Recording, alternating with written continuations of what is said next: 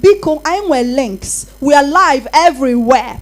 We're live on, Biko, help me, YouTube, Facebook, WhatsApp. Hey, I'll get to you later, WhatsApp. Biko, I want to welcome, ladies and gentlemen, Mr. Commissioner for Agriculture is here, Dr. Foster Ihejiofor. Please put your hands together for this man who also loves environment. This is the man who is in charge of the new wave in Anambra State. Absolutely. Planting Doc, of you're welcome. Planting of coconut. Yes. And palms in Anambra State. This is the man. I think I should make his acquaintance. Yes. Regenerative agriculture. Wow, and hybrid as well. That is the man. If you've been hearing about exportation of pumpkin leaves, yes, Ogo and scent leaf. Anambra. Oh, nyama, wonderful. Even before he became commissioner. If we go to the fresh, because now no to abi regularly is botogo. He got a tea tomatoes. I want to even name. If was okay, odeka palliative. The worker is working.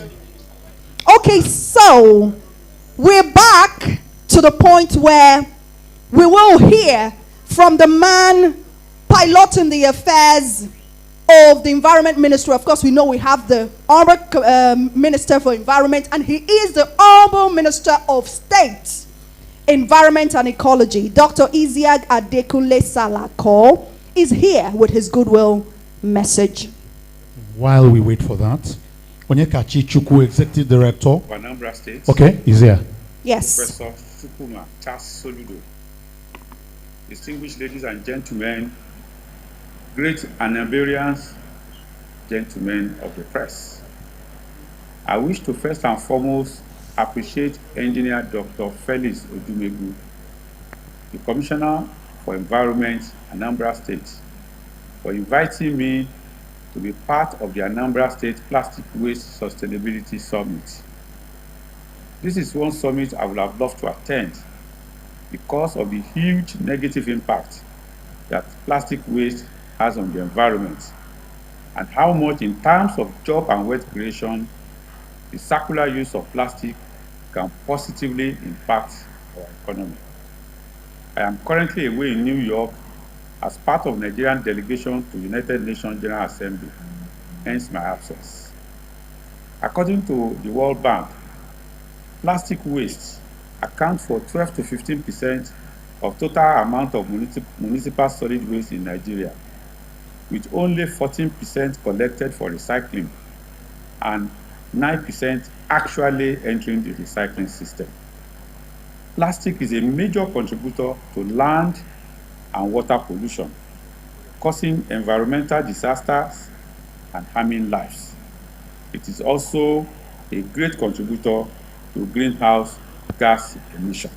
I would therefore like to congratulate Anambra State for taking on this environmental menace frontally by putting together the Anambra State Plastic Waste Sustainability Summit. The federal government of Nigeria, through the Ministry of Environment, is putting together a national system to support circular management of waste products like plastic, aluminum, electronic and electrical equipment, battery, and so on. I want to assure Anambra State that once the system becomes operational, Anambra will be able to plug in and benefit from it. Distinguished ladies and gentlemen, the environment is life. It is livelihood. Everything we do it in the environment. I therefore enjoin you to join Mr. Governor, Professor Charles Soludo, in his drive for a clean, green, and sustainable Anambra State. Thank you and God bless.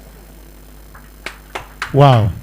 Please, can we sustain the applause? Put your hands together for that wonderful, wonderful goodwill message. Yes, from the Honorable Minister of State, Environment and Ecology, all the way from where? Who listened? All right. From New York, yeah? So we thank the Honorable Minister of State, Environment and Ecology for finding time out of his busy schedule, because that tells us how important this summit is, really. It is something that is global. And thank God we are everywhere. We are live on YouTube. We are live on Facebook. We are live on LinkedIn. And of course, we are live, where else? ABS. On Zoom.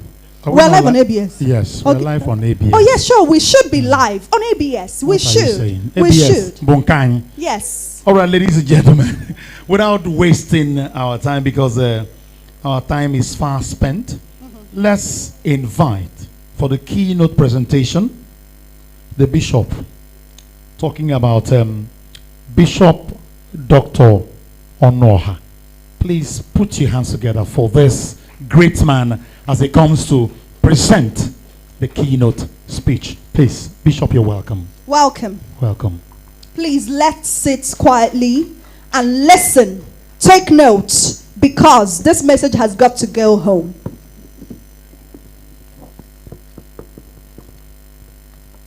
All right, without wasting much of our time, please, who has my slides? I will start by congratulating, if I use the word congratulation, that is what it's supposed to be, the Honorable Commissioner of Environment and his team. You have done so well, and I'm glad to be here.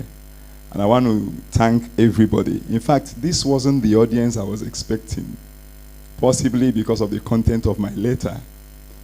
I want to start by saying Dalono to the head of service, to the Commissioner for Agriculture. I was in the office sometime, I waited for like 3 hours, and they ended up giving me a coconut and told me to go. And to the National President of ASWRA, to the representative of Chikasan, to my own dean, to Igwe, and to every other person, I salute everyone, and I say welcome. Ndi Anambra kwenu. Those that were online on the 12th and 13th, you saw this thing that is happening here. Something like that happened in Lagos, although not like this. When they speak their language, they don't speak with fear. Are we together? Ndi Anambra kwenu. Odiko sondio kabia. Kelenu Jehovah nihi na odi mma.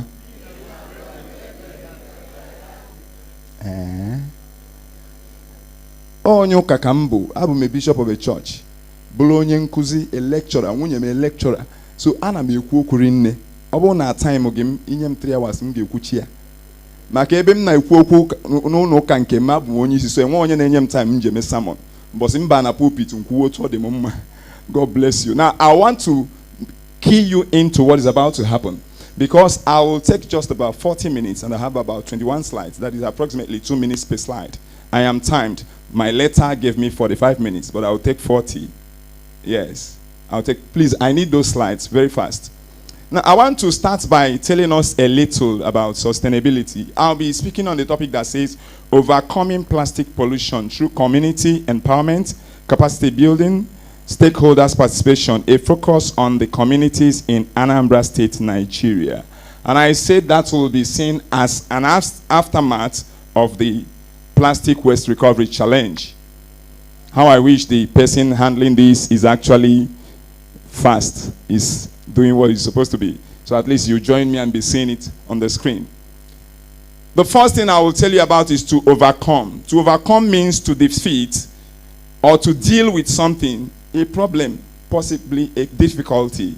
And we all know plastics. Well, after this meeting, we'll be able to realize whether they are a blessing or a curse. Because as far as nature is concerned now, globally, plastics are there.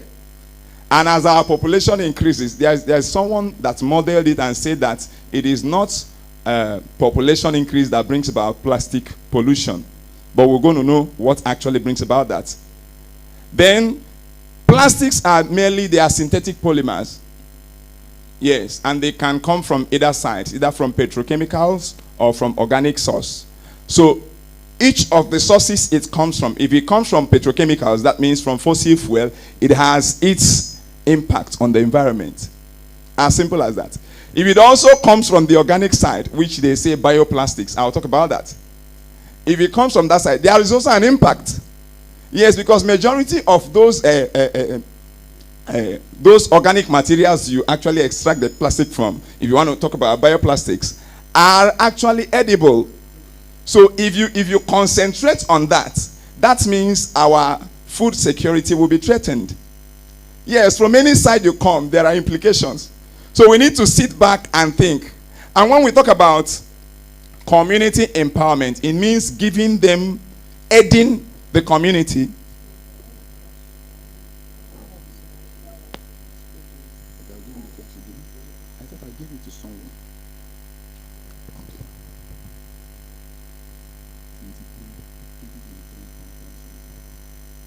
All right. Now, if we look at this now, we begin to realize that if the community is empowered and all the stakeholders are empowered, then we can sit back to talk about sustainability. One thing is to achieve a feat. Another thing is to sustain it. Most times when you look at the global trend, the frameworks and models about sustainability, it makes you think as though sustainability doesn't really come from that word to sustain. I want to speak to my Honorable Commissioner and his team, the Ministry of Environment, that actually, if you consider what it means to sustain, it means to keep something lively for a long time. So if you look at what they displayed here this morning, you find that the Ministry of Environment have actually achieved a feat. Are we together? Are we together? Hello? They've actually achieved a feat. Can we give them a round of applause, please? That clapping is not committed. You clap like you are in the church because the minister is before you. All right. Now, let me tell you, when you look at that, you find that they've actually achieved the feat. When I saw one of the things they displayed, I remember in 2012, I was doing a research. In 2012, I got to that valley of the gully erosion at Nanka. I met a German company, Rhino. There, I met the person that was supposed to be the chief engineer. And I told him, I've worked on this. There is one major problem you people are not considering. That the entire pursuit of the state actually have concentrated on two things. The civil engineering constructions and then bioremediation.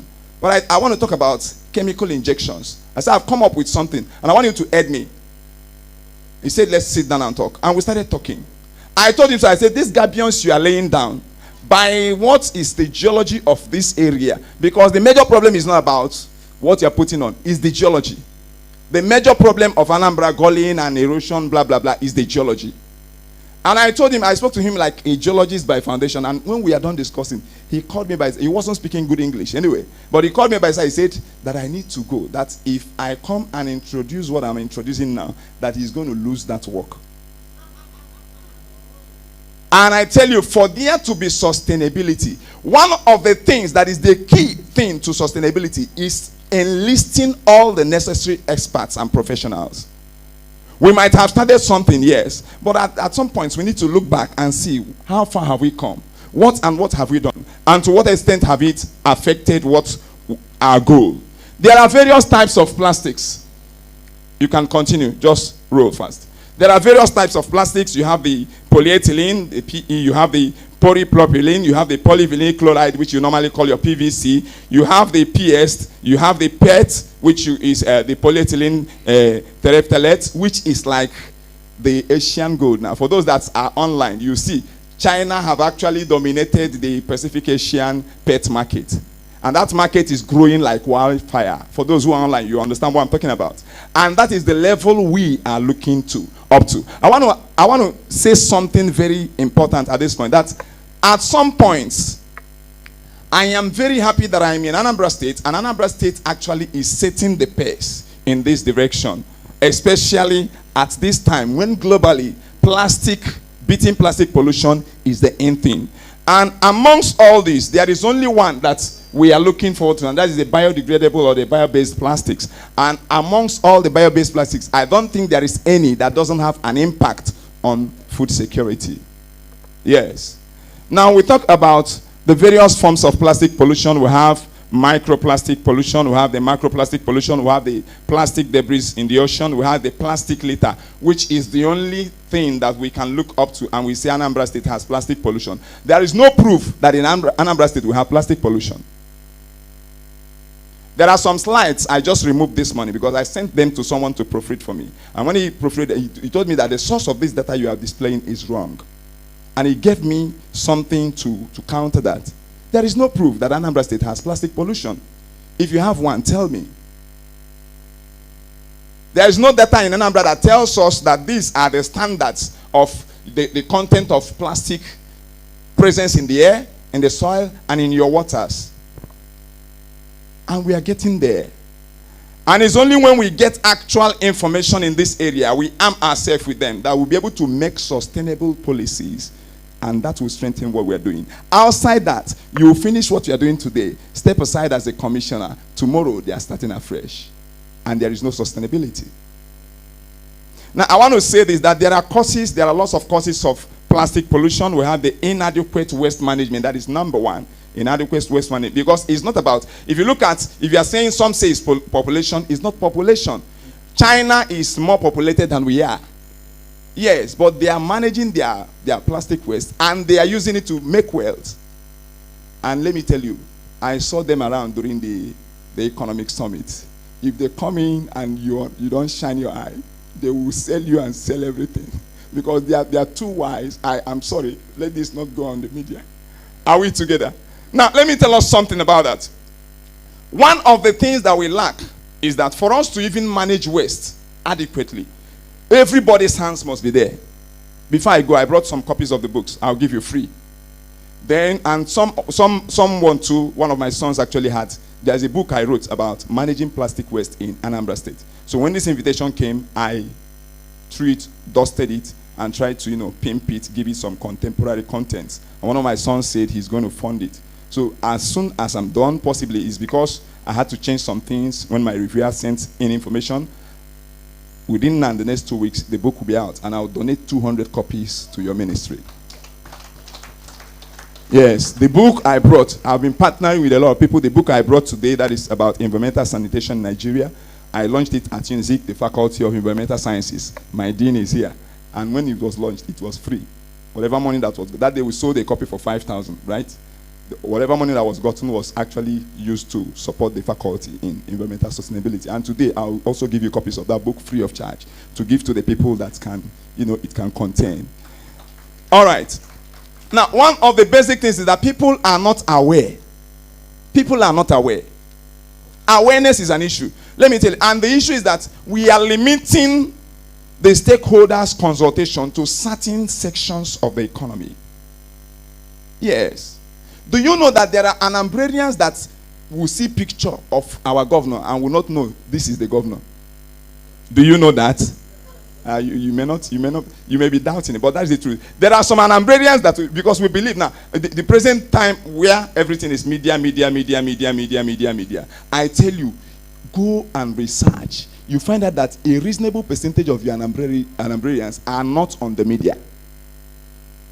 They have no WhatsApp, no contact for YouTube. They are not online. And the moment they are discussed, so how do we even reach them? If everything now depends on the media, how do we reach them? If they have to hear what I'm saying now, how do they hear it?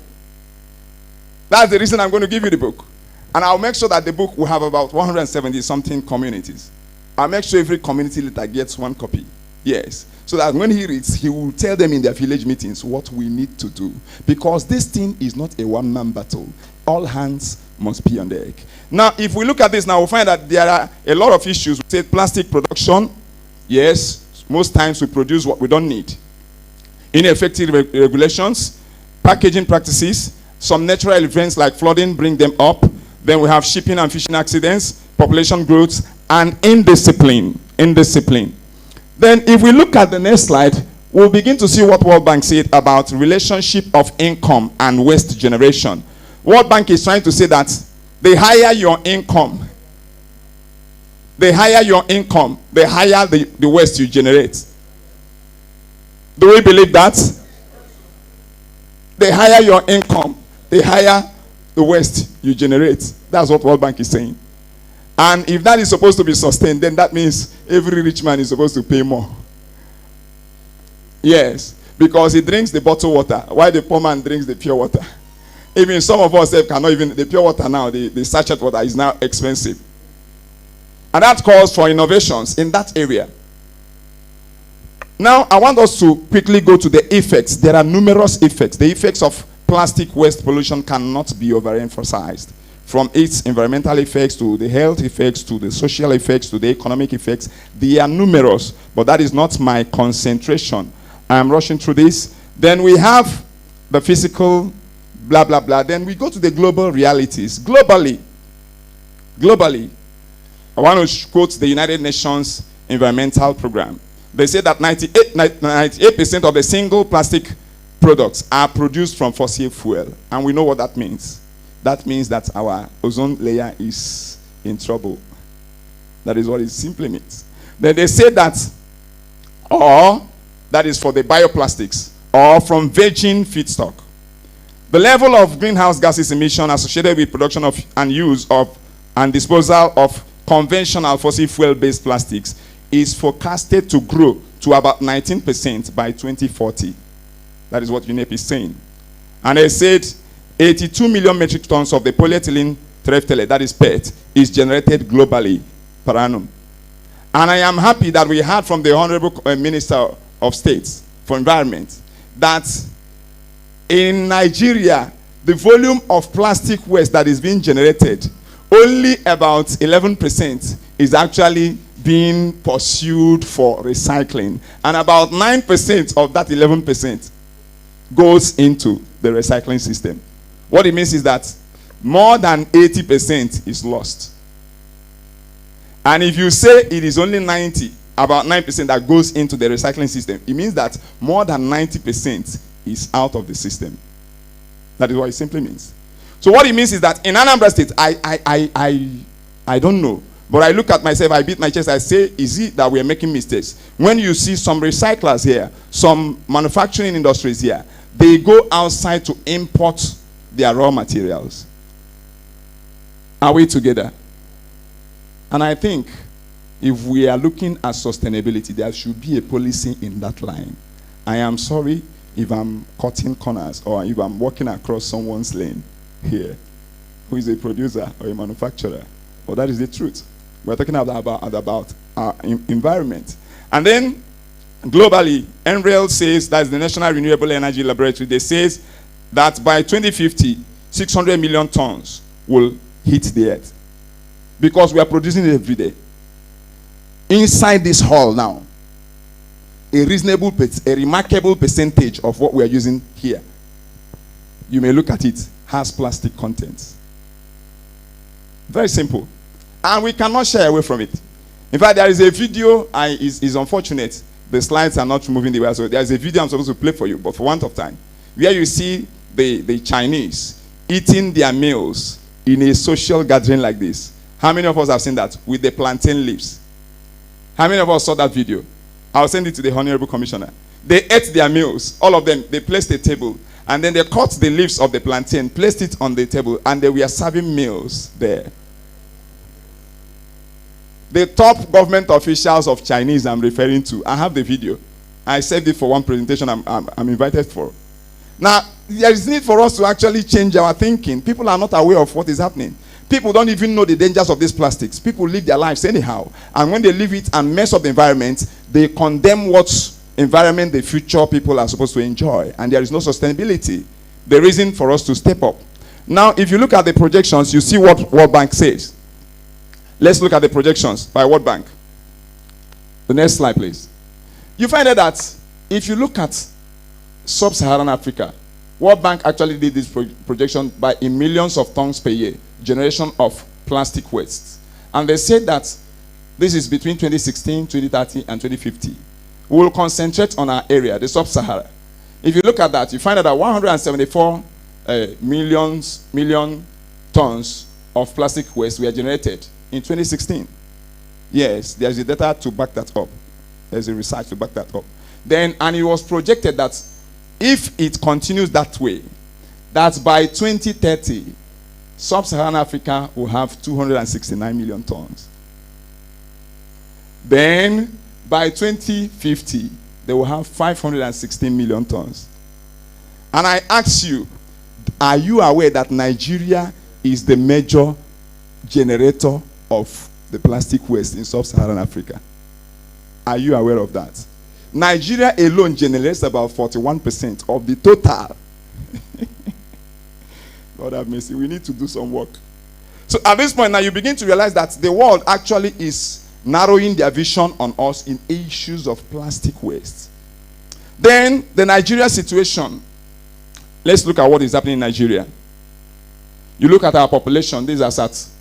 This is from Egbejule 2023 and World Bank 2023, then the WACA program.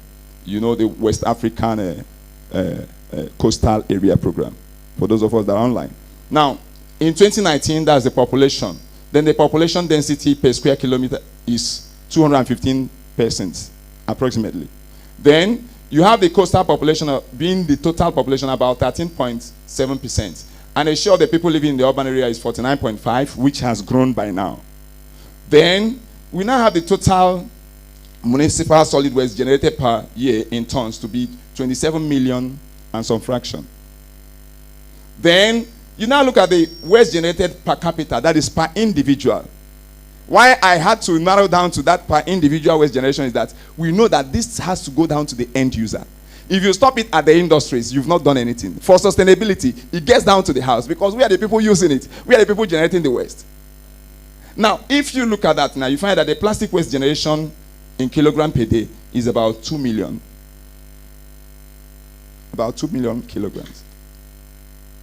And some fraction. That is for Nigeria alone. Then in Anambra, I am supposed to actually display some facts in Anambra, but some of my data were actually being opposed, and I had to drop them. Yes, because at some point, before you display something, especially when it's going viral, you have to be certain of your source. Now, I want to say, in combating this, Anambra have done a lot. Recycling hubs at Amobia, Amansi, Enugu, resampling plant at Unkwele, then setting up the new dump site in Ishago, introduction of the pay direct system of waste management, plastic waste recovery challenge, and all that and all that. And I ask, how sustainable are these? Do we have what we actually can beat our chest to say that this program that we are laying down today, that this gathering that we are coming in for today will be sustained?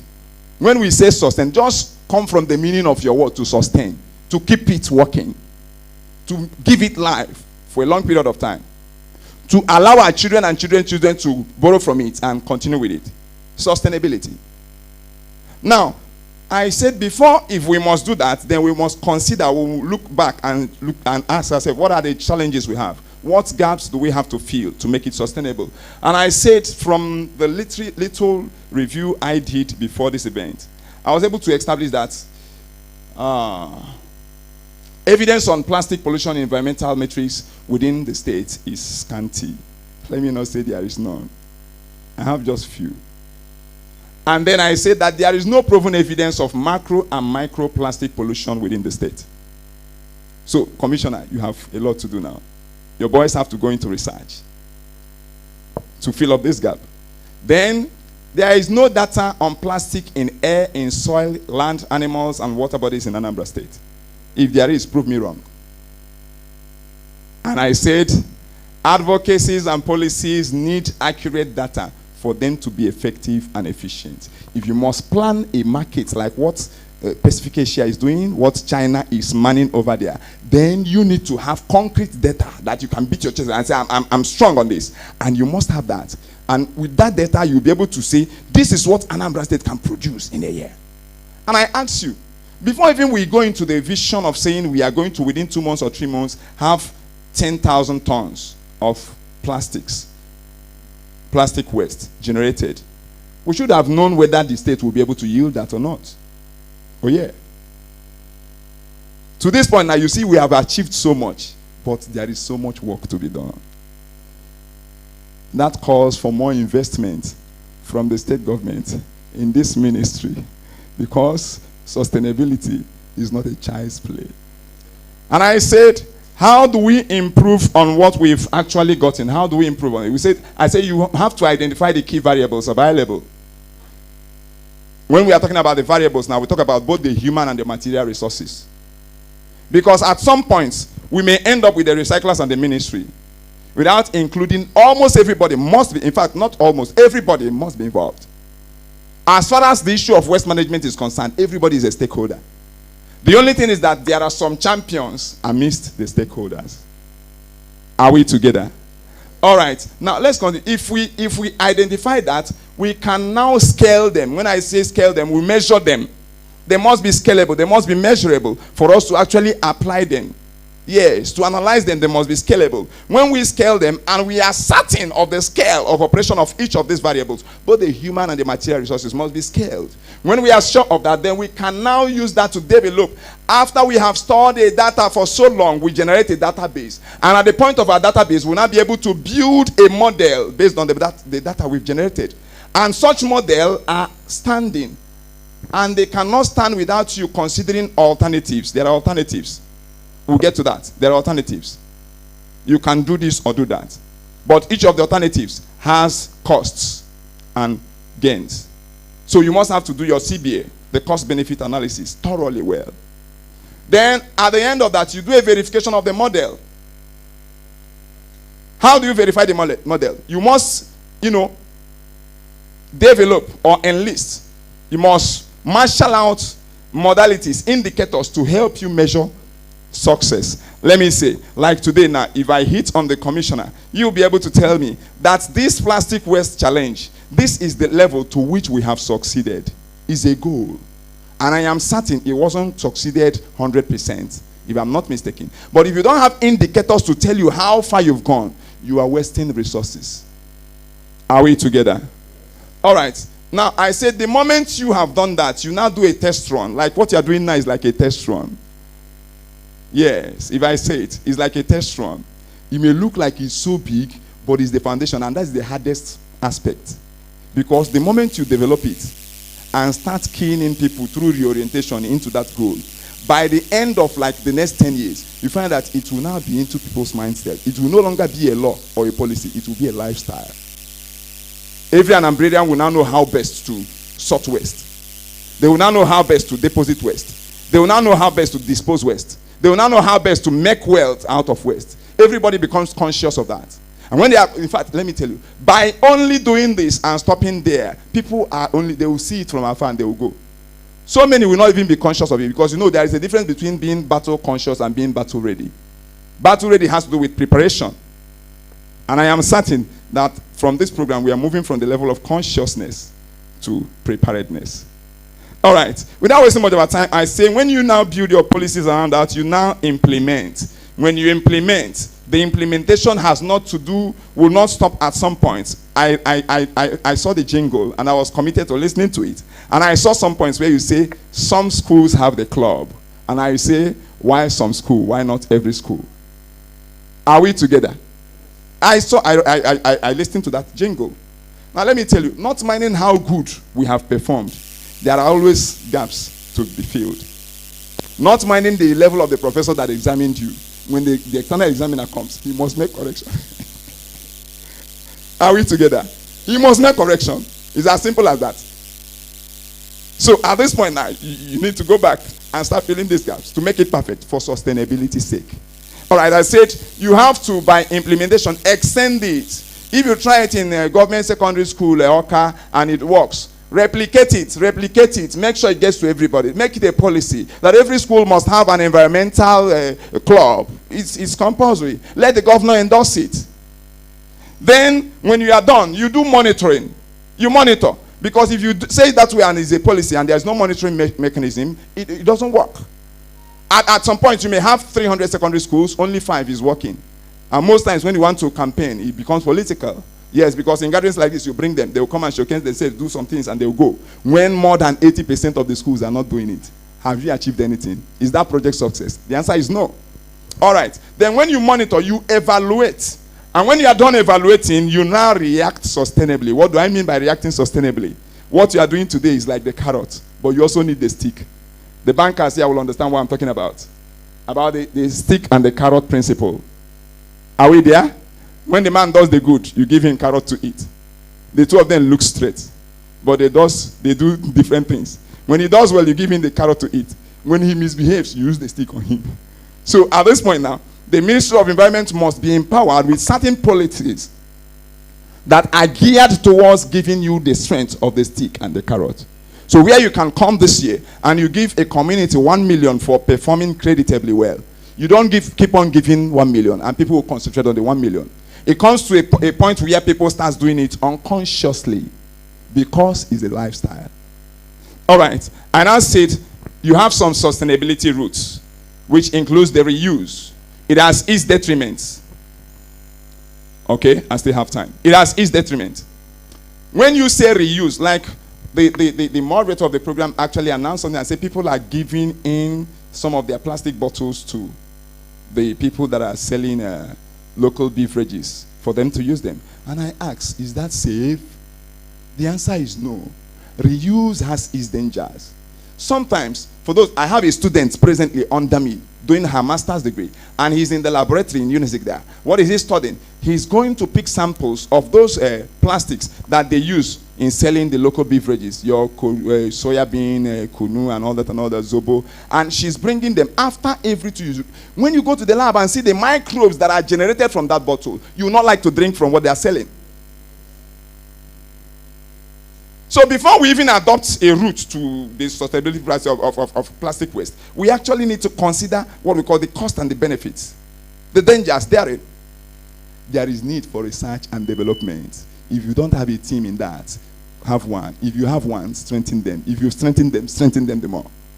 Now, we have to talk about recycling. I don't want to talk about recycling because you've done so much in recycling. You've done so much in recycling.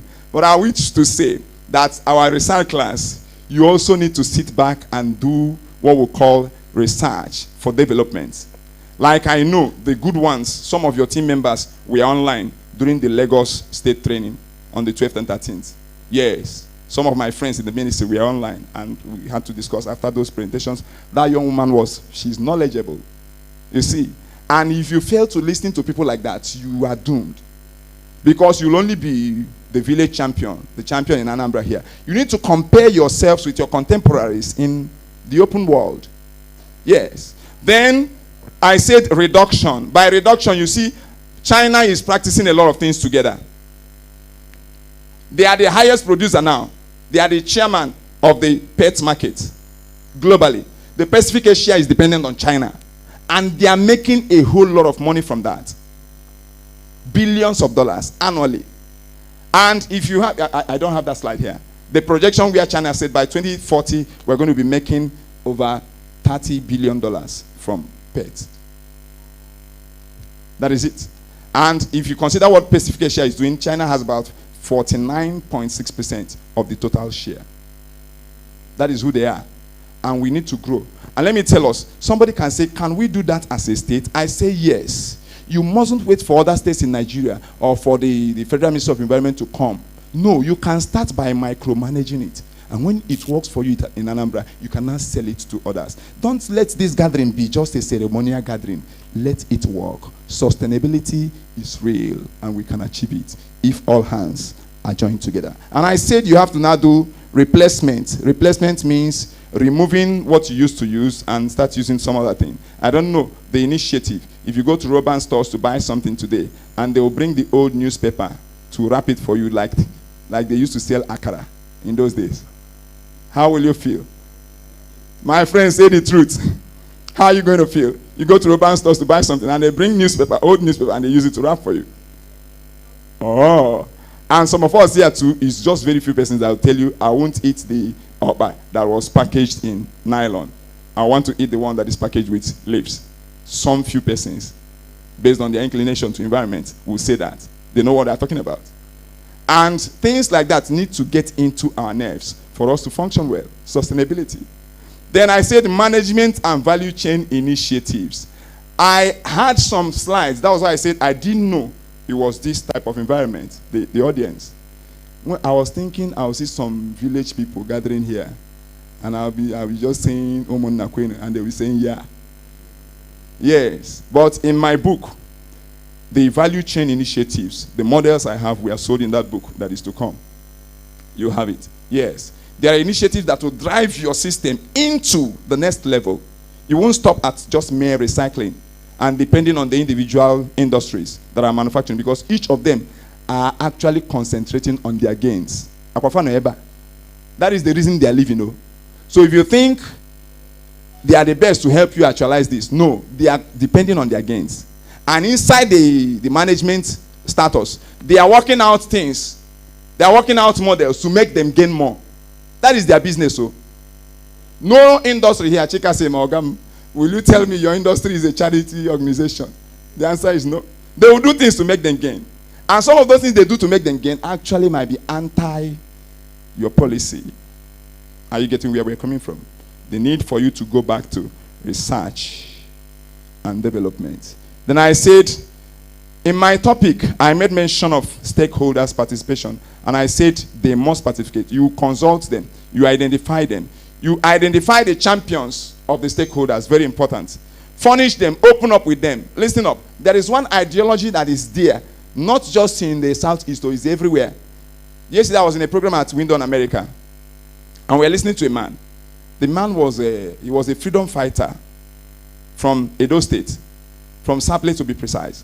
And he went to the United States to study about freedom fighting and all that. He's a barrister. And then he was saying something about, and someone came up and said, you people will just go there and collect money and come and start telling us stories. Are we together now? So you find out that there is this orientation that for you to even bring people here, you are eating money.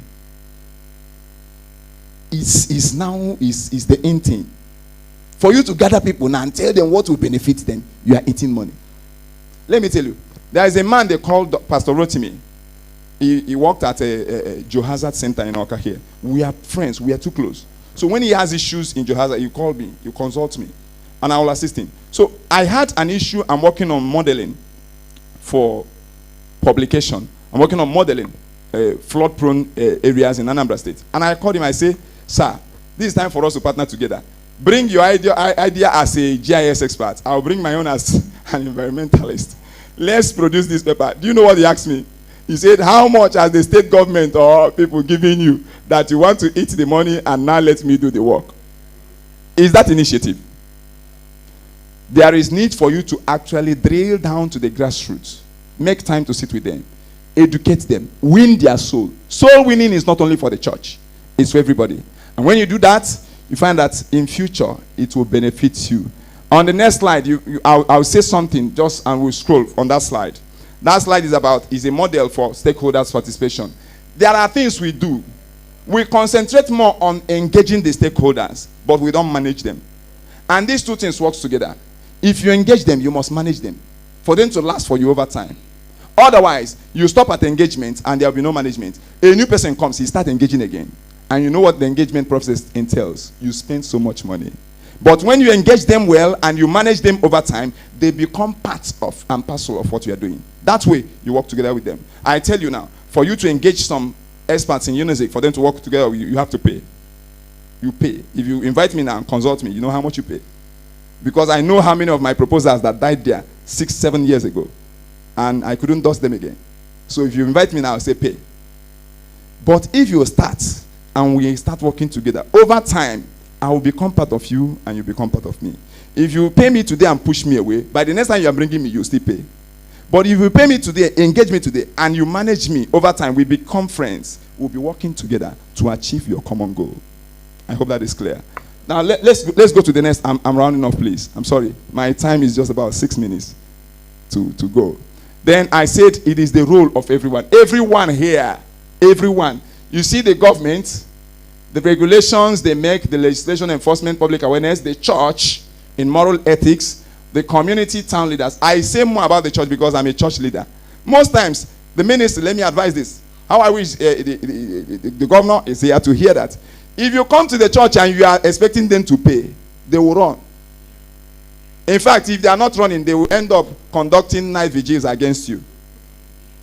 But there are better ways to use the church. Because let me tell you the truth. Majority of the persons you speak to and they don't hear you.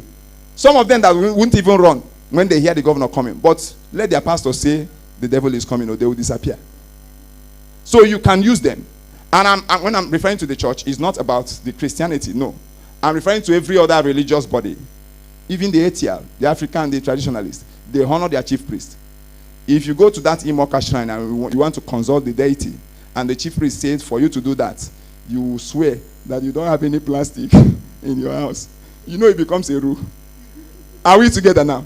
You find that all of them, because they are afraid of that deity now, you swear that you not throw plastic anyhow.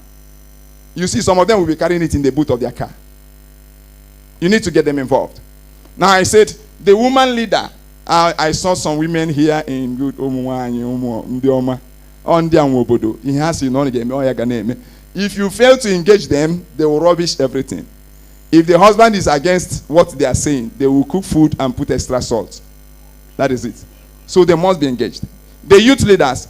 I used to know in my little travel around the states within the southeast, I am convinced that Anambra has the strongest structure in youth. Yes. Because I had a challenge. Yes. During the time of this 8-month strike, I was engaged by the Federal Ministry of Humanitarian whatever for N-Skill program. And in that N-Skill program, I was the coordinator for Anambra State. And I tell you, I only had to call someone. He said, no, you don't have to bother yourself. Call the governor. The governor. I said, which governor? Me, governor. He said, governor of Asatu. I said, there is governor of Asatu. And then they brought the number. I called the person and said, I'm Bishop. So. He said, what can I do for you? I said, I need to reach the youth. I need to get this number of the youth. He said, okay, I'll give you the number. They have senatorial leaders. Within the next 24 hours, he gave me contacts to those senators, the senators produced men from all the communities within their own areas of jurisdiction, and by the next 48 hours, I have the data I need. And let me tell you the shocking thing. I didn't pay. Yes, it took me to the office of the present commissioner for youth and sports. I went there because I was told he was formerly in ASWRA or something. And he used his position and made those calls. Just see me. I said, we have so many things to do together. I said, bring me to your minister. You saw me that day? I came. So it was just free. He didn't ask me to pay anything. I remember that morning, he said I should wait. I waited, and we sat in his office, discussed issues. And when we are done, I told him, I said, invite me to any of the programs. I will come. I will tell people. That's my own contribution to the society. But if you expect me to pay money, I don't have money. Are we together? All right. Now, all these people needs to be there. The academia, that is where we come in. And there are things you need to do to prompt them. Let me say in the academia now, I live in a house with a wife that had a first class. 2 first-class degrees. And then her first class came while P2B left. And one of the things that prompted that was that 1 million naira was given. So by the time she won, that was about the time we were about to get married. I said, no. This one that she made the first class, many people will be interested. Please, let's do the wedding sharp. Are we there? So, and then when the team came, they now formed a group. And you find that Anambrarians, in the Anambra that had first class, we are almost heading towards 50. They need to be encouraged. And in that WhatsApp platform, they continued. Over time, the whole thing died down. No money came. I hope we are following now. Now, that zeal for the students to be more productive was actually cut short. There needs to be projects like that also. I'm not saying because my wife is, I'll not say victim of circumstance because she's looking good. Yes. Now, I have to say this, that when we put things like that, we'll see things grow. In the school today, let me speak to the parents that are here. How many of us here can beat our chests and say, my child was innovative in this area, be it science or arts? Every parent, God bless you, ma. God bless you. God bless you. You can see the way we are gathering. Beat your chest and say, my child was innovative in this area. This is a time when you bring people from the faculty of engineering, mechanical engineering, and they cannot lose an engine of a Peugeot car. And they have big certificates. For us to grow into innovation, we need to actually encourage them. We need to set models that they need to actually look up to for them to achieve what they need to achieve. Let me tell us, if we don't encourage the best stance, I know one thing. When I did the first ever research I did as a PhD student, sometime in 2012, when we finished that research, we were 4 of us. And the 4 of us that did that research and came up with the whole thing and went to the Ministry of the director was the director on ecology that year. We went there, submitted and all that, having high hopes. The 4 of us, 3 are in the UK now. I'm the only person remaining in Nigeria.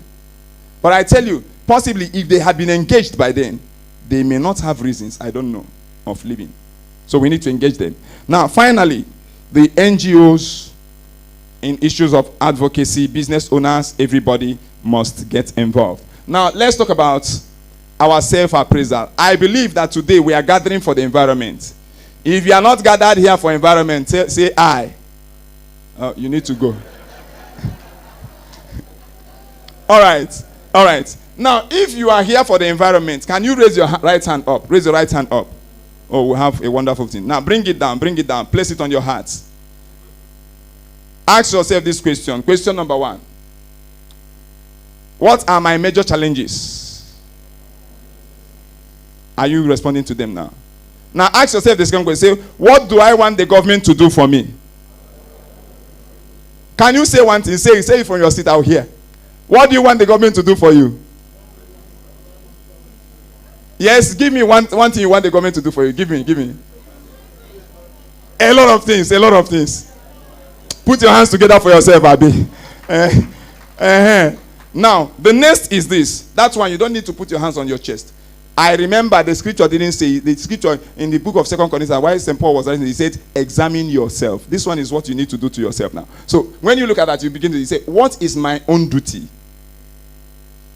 Because most times we keep on heaping it on the government. The government to do this, government to do that. Government did not mend road. Government did not do this. Government did not.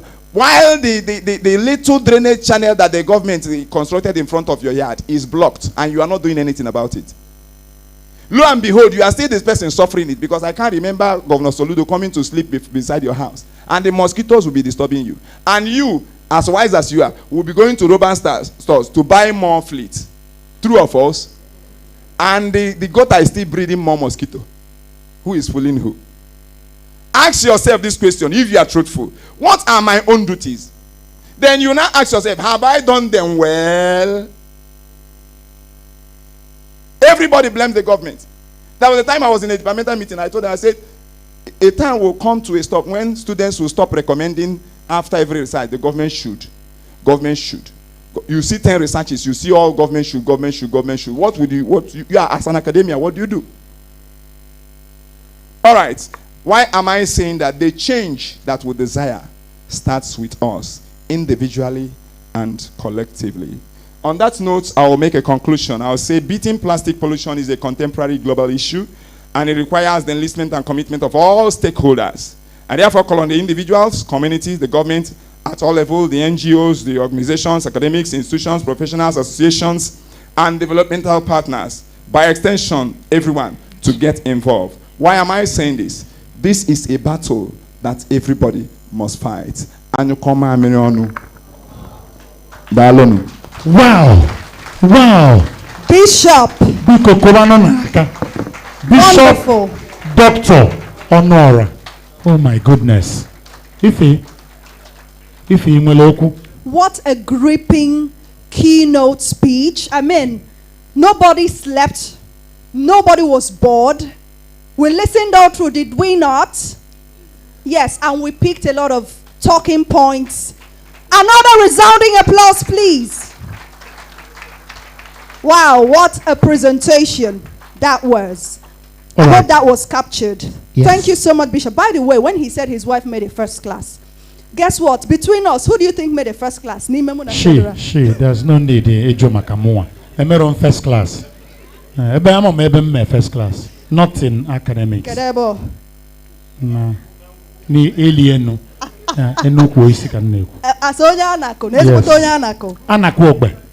So, ladies and gentlemen, can we put our hands together for Bishop Dr.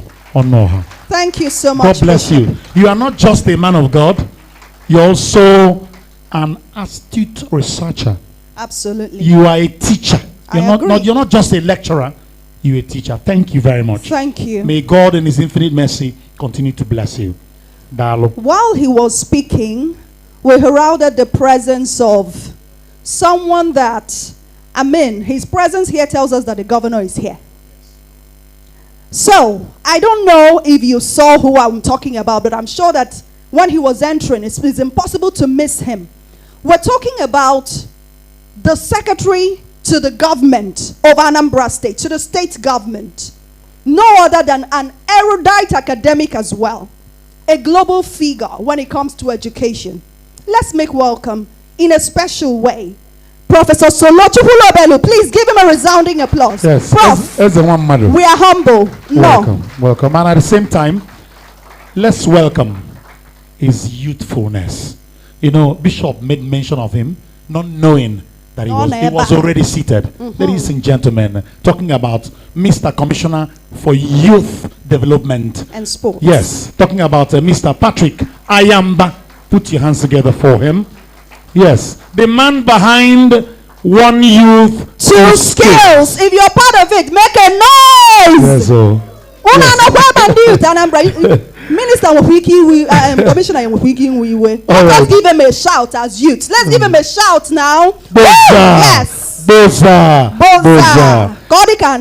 All right, and also we have in our midst Pastor Ben Agape, yes, of the Urban Waste Dynamics Coordinator ASWRA. That is Waste Recyclers Association of Anambra State. And also not leaving out Mr. Precious Ubweri, Manager, Environment and Safety. Yeah.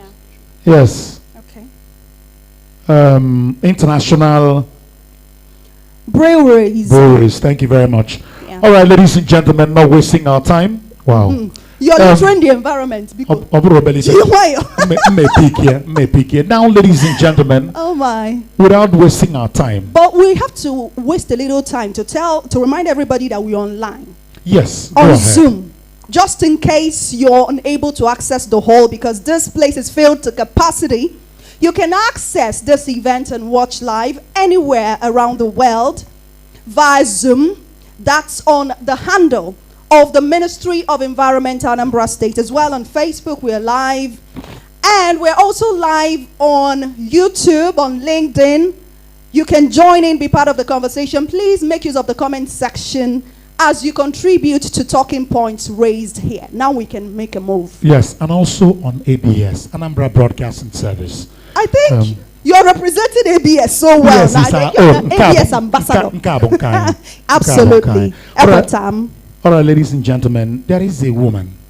I speak so passionately about this woman because she's not just an administrator. She's not just a civil servant. She's not just a leader, but a special one. The #1 civil servant in Anambra State.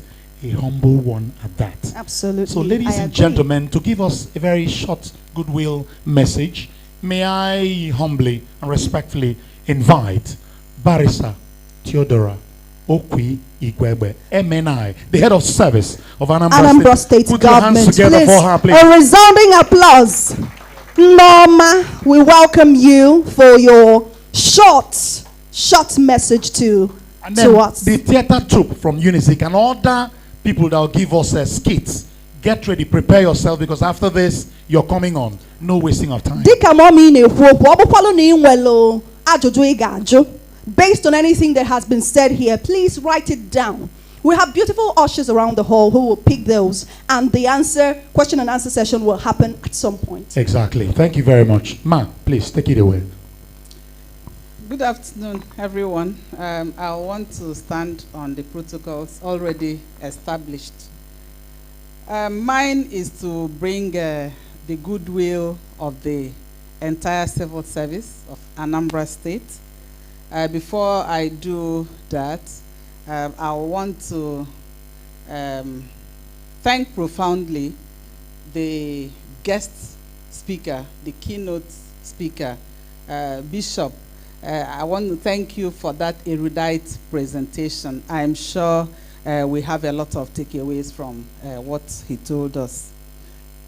In 2 minutes, I would say a word or two on the lingering peril of plastic, urgency for reusable, degradable, and recyclable alternatives. Now, it will interest you to note that the civil service is a major stakeholder in the reason that we have gathered here today, because we are collaborators. We drive the policies, the strategies for implementation of those policies. As was said earlier on, sustainability is also part of our responsibility. We all know that the durability and resistance to decay make plastics a long-lasting pollutant that clogs our landfills. And for that reason, everybody should be looking towards embracing reusable, degradable, and recyclable alternatives. A lot has been said about the decay time. Some researchers have shown that it takes about 400 years. And in fact, I read something this morning when I was in the car on my way to this place, that some plastics take up to 1,000 years to decay. So that means that we should be doing everything possible to find alternatives to plastics. The responsibility is an individual one as long as a collective one. It doesn't rest on any single person or organization to go ahead with the systemic changes that are needed. So while systemic changes and regulations are necessary, individual responsibility plays a crucial role in combating plastic pollution. By making conscious choices to reduce, reuse, and recycle, we can collectively make a significant impact on our environment. In conclusion, the dangers of plastic materials are magnified by their persistent decay time, as I said earlier on, which threatens our ecosystems and future generations. It is therefore imperative that we embrace reusable, degradable, and recyclable alternatives to mitigate plastic pollution. Through individual and collective actions, we can curb the use of plastic and pave the way for a healthier, more sustainable planet. And the question is, when do we make the first step? The time to act is now. Thank you very much. Thank you so much. Coming from the Anambra State Head of Service.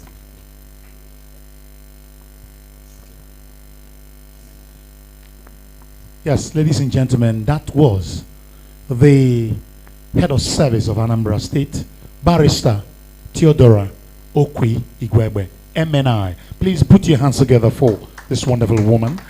Now, before I invite the next person that will give us a short goodwill message, may I introduce in our midst Dr. Joe Akabike, the CMD of the Chukwuemeka Odumegwu Ojukwu University Teaching Hospital. Represented by Henrietta and the PRO at Coyute. Please, a resounding applause for Doc. And also the Executive Director, Green Initiative for Humanitarian and Development, Greeny Hard, in the person of the Executive Director, Onyeka Chichu, who give us a wave, please. Thank you for being here. All right, ladies and gentlemen, right about now, the Secretary to the State Government of Anambra State is here. If he has done justice in introducing him, but it will be pertinent if we invite this great university don. But now, a very, very, very wonderful public servant. Yes. Ladies and gentlemen, talking about a Professor Solo Ositadema. The erudite. Please put your hands together for him. A resounding applause for my prof. Yes, so.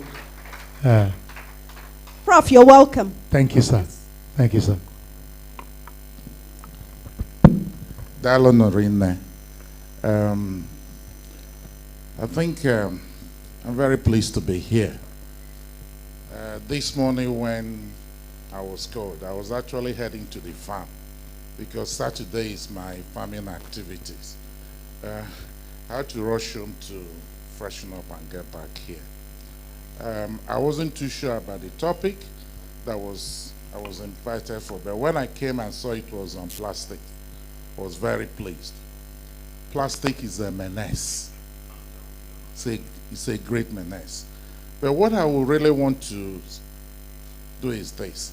If all of us here today, everyone here, the keynote speaker, Bishop, you did very well. You posed a number of questions at the end. And those questions relate to us.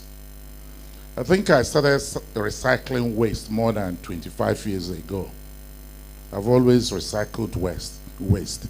In my house now, I have 4 different bins: newspaper, plastic, solid waste, and I think it's oil, because you'll be surprised, even cooking oil and the rest of them. So I've always recycled.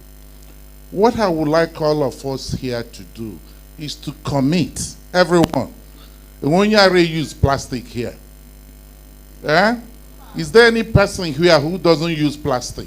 Can we all commit today? If the neighbor will probably up to 300, 500, that today we will deal with plastic in a more sustainable manner. If we commit that, we would have begun that journey. Or if you could, Prof. Now, these bottles are not here. When we finish, how are we going to dispose of them? You will collect them. So that is your own job. Now, that pure water or that plastic plastic bag we use, what are we going to do with them? Can we commit Naina low buying today? We'll begin recycling, sorting, in whatever manner we can do that. Can we do that? Is there any person who will find it difficult to do it? You don't need to buy this ASWRA bucket, because you can even buy a small bucket. Or ASWRA bucket that is running into thousands of naira. It puts people off, isn't it? Okay? I collect plastic by using big black bag. The lady that does house cleaning to me is making a lot of money out of it. She's even started collecting. Yesterday, I just realized that she started collecting bottles. So please, what I will plead as part of this sustainability, only Obuna not here today, if we can commit to beginning this sorting. Etego government and Ministry of Ministry of Environment has been preaching it. But if all of us here commit to begin to do it, if we're not can we also commit that now, when we finish things, we don't just fling it out of our car windows or just dump it anywhere? The people that live on the street I live, Nangozeka, they now see me as somebody that harasses them. Because I will harass. Because it drives me really crazy that you cannot clean your gutter. In what pure water, so please, because these are things that many of us not here. Those of us that grew up in the 60s, early 70s, Sunday was used to cleaning our drains. Aria, why can't we do that and pick the things?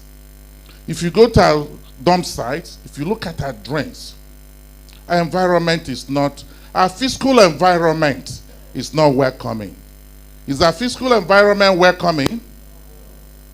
If we are looking for these investors that will come and invest in Anambra and live here, are they going to live in this kind of environment? Don't we all have responsibility to begin to make our environment clean? Those of us that live around Ngozika, you saw what happened about 3-4 weeks ago.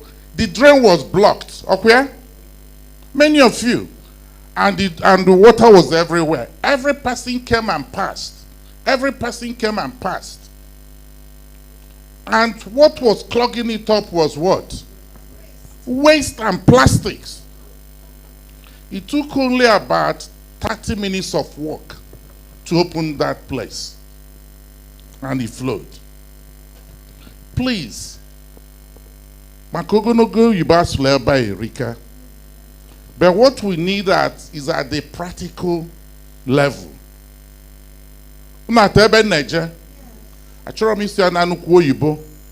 What we need is at the practical level.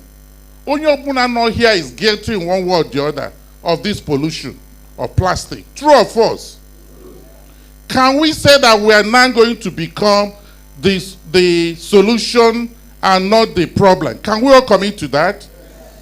Can we say yes? So if we all commit to that, don't have run on the bagoma. Or the bagoma. Please let me thank the Commissioner for Environment and those who have put this together.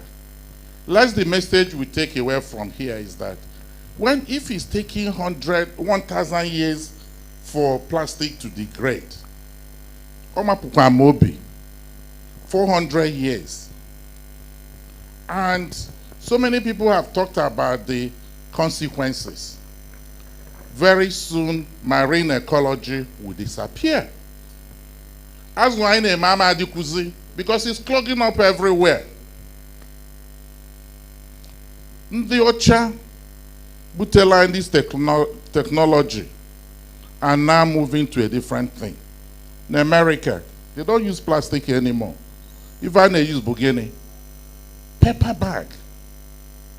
In the UK, I'm more familiar with. If you want to go shopping and want plastic bag, they penalize you. You pay more. So wine as ukwafia bikono na yono. Obu na enwere alternative to waste paper given paper bag rather than plastic. Who are the manufacturers here? Let them begin to think about alternative. This recycling. When I hear recycling, see, no. It shouldn't be recycling. It should be alternative. Because recycling is that we keep polluting and then keep recycling. Not real. Let's challenge our manufacturers. Let's challenge our traders. When I was growing up in the 60s, my father was a trader. Oburo plastic if I get it was paper. Paper bags. What has happened to them? Paper bags, not plastics. And let every person clean his or her gutter, the Nirubia, and pick up the plastics and bag them. Then I recycler, be a recycler until we get to the alternatives. Because on this note, I appreciate every person behind, and let's commit to doing the right thing. Dalono. Wow. Biko kwalo miyaka. Professor Solo Chukwulobelo. Yes, so. Secretary to the State Government, Anambra State. His charge is clear as crystal. Everybody hear what we heard what he had to say, and it's now our turn to act. We have someone who understands waste management, waste recovery, recycling, to a great extent, waiting to speak to us live. Mr. Ibrahim, the MD of Loma, is standing by to tell us one or two in just a short time. Loma means Lagos State Waste Management Authority. Yes, the MD will be speaking to us from Lagos. The MD, please. Good afternoon, everyone. Once again, good afternoon. All the great people here, special welcome to all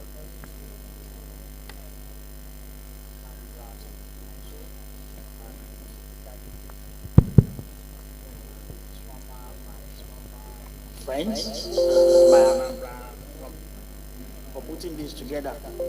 It's a great delight for me to be speaking to you today. I've been there with you once before, and it's a pleasure to be here again, to be invited to come and talk to you all about, to give my own goodwill, my own token for plastic pollution as part of the World Cleanup Day celebration. First and foremost, I want to congratulate everyone for taking this step, because when it comes to plastic, the most important thing is identifying the problem is key. Once the problem is identified, then the solution is what we work towards. So like the previous speaker have said, a lot of things needs to change. Firstly, from our attitude, from looking at our waste stream, sorting of waste from source. Because if you go to all our landfills now, it's heavy, it's a lot, it's there, and the heap will be there for a long time. Why is it there? It's because it's full of plastic, and no one is doing anything about it. It's very important for us to understand that it takes 400 years for a single bottle of plastic to decay. So if you don't actually do anything about it, most of this plastic, these bottles, they will definitely outlive us. So I'll give you some basic information that you can consider as well. So if you look at it, let's say, I don't know the exact population of Anambra, but let's say, for example, population is 6 million. It is, by research, it's always said that a single person will use a minimum of 176 bottles a year. So if you have a 6 million population, you'll be generating in excess of 1.05 billion of bottles in Anambra every year. Then you ask yourself the question, what's happened for the past 15 years? Where have these bottles gone to? They've gone nowhere. They are there living with you. They are there comfortable with you, and they will be comfortable with a lot of us until we pass on, and they will remain there if nothing is done. On the other side, you can look at it and say, what is the economic value of the 1.05 bottles that are generated yearly?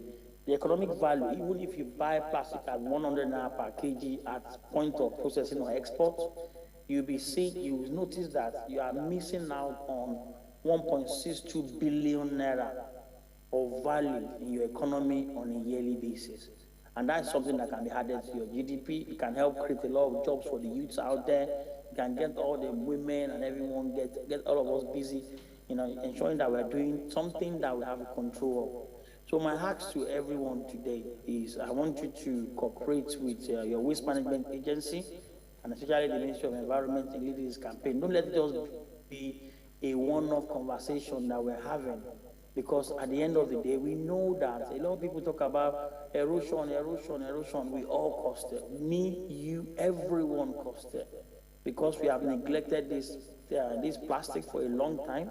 But now we are taking an action, and this action should be a statewide action for each and every one of us to take. From our market women to our traditional rulers, to all the students in the school, up to the parents at home, we all need to start doing the right thing. So what can we do? In summary, like the previous speaker said, we can use things like paper. Paper, because we know that they are combustible and they can easily get rid of them. We can introduce biodegradable plastic. In some countries in the world, they've done that very well and it's been successful. For example, in South Africa, it's been successful in Africa, and also in India, they banned single-use plastic there about almost 2 years now, and they are moving forward with things. Also, what you can introduce are reusable bags. You can have all those bags that our mothers and our wives and sisters can take to the market, or even ourselves. We take it to anywhere we're going, we use it, we use that same bag again, rather than creating a lot of plastic over and over. So please, on that note, I want to appeal to each and every one of us to change our current way of living and try and engage a plastic-free world. And sustainability is key. It's easier to say we can do without it, but unfortunately, with the way technology and development is, we have to learn to live with it and live with it without it affecting our health. Thank you very much for having me speaking to you, and I really appreciate you. Thank you. Words of marble coming from the Managing Director of the Lagos State Waste Management Authority, LOMA, all the way from Lagos. Let's give him another round of applause, because he's been listening. Yes, he's been tuning. I heard when he referred to what the keynote speaker said. And just to remind you, remember, we are live everywhere across social media. In case you're not here, you can watch from anywhere. Please help us share those links that we gave you earlier and the meeting passcode for Zoom, so that those who are at home can watch as well. We have presentations coming up next, and we want it fast-paced. We just want the stage to be busy. So if you're moving around, if you're going out, you're going to miss a lot. All right. Before then, ladies and gentlemen, just joining us is the youth leader of ASATU. That is Mr. Honorable Okole. Welcome. I believe. I salute you. And now also we have Mr. Ikebunso. Ikebuaso Ernest. He is the president of ASWRA Industrial Owners Association, makers of cellophane or waterproof bags at Obosi, Anambra State. Please, let's give him a round. Let's clap for him as we welcome him to this event. Thank you so much. Now we have presentations. We have a side drama, and this will be by Unity Community Theatre Arts for Development Group. As well, we have schools that will also present. There will be no gap, no lacuna, mobile lawyers. So this stage will be busy. Right after the Unity group, please, who will coordinate this? Can we have somebody from the ministry help us to ensure any group that is not ready will race past them? Very please. fast. Because we have a plenary session, very important, that will happen here. You see the stage is set. That's why we can't even step on it. So please, let's do this very fast, please. Yes. Very fast.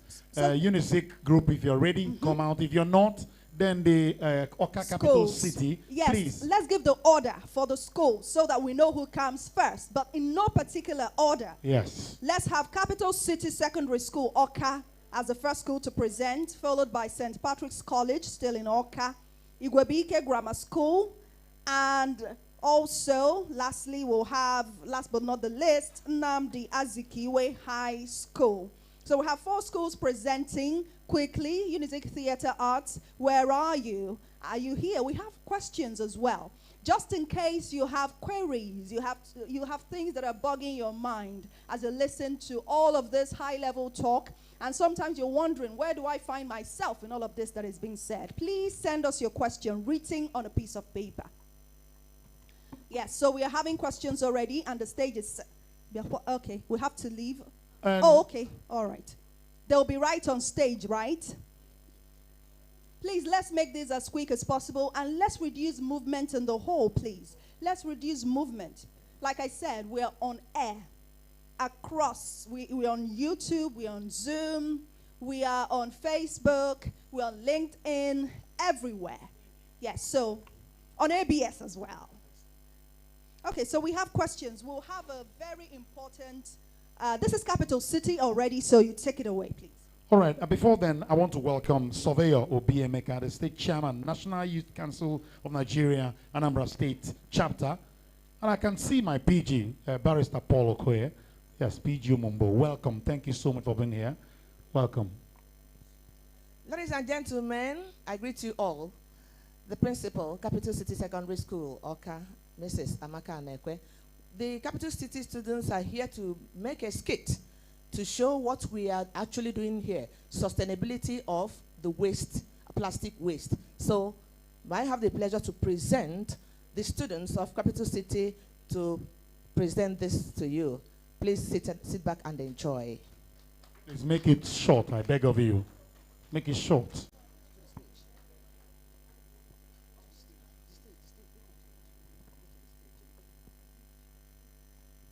Please, let it be 3 minutes, I beg of you. 3 minutes. I hope this will be done in 3 minutes. Please, I beg of you. So that others can do, and then we do one of the cruxes of the matter in this event.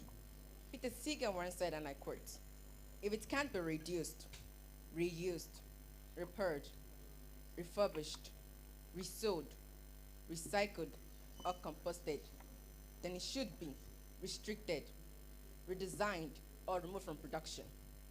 With this, I say a hearty welcome to you all. We are the Capital City Secondary School students, and we are here to present a playlet on plastic waste titled "Stop the Litter." Sit tight and enjoy the skit. Thank you.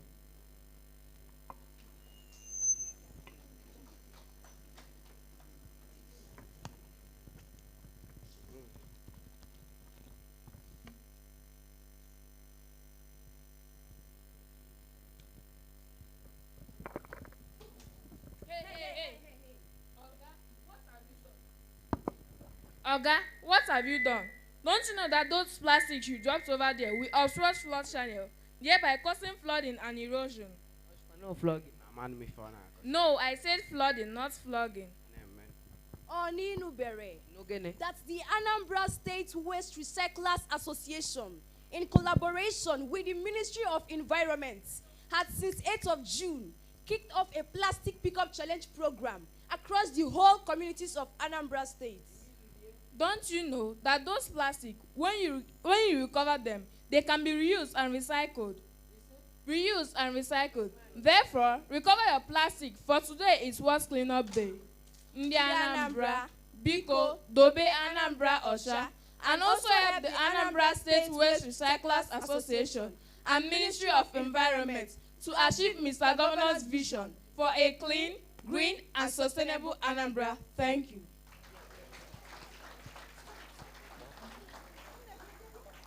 Look around. There is so much plastics everywhere. Next school, get ready. Plastic everywhere. This ecological nightmare, littered everywhere, down on the ground and up in the air. Plastic everywhere. It is maddening. It obstructs our flood channel, thereby causing flooding and erosion. The effects of plastic are enough to make us weep. Plastic everywhere. Let's recycle. Stop the litter and don't be bitter. Thank you. Whoa! Capital City Secondary School, Oka. Oh, interesting.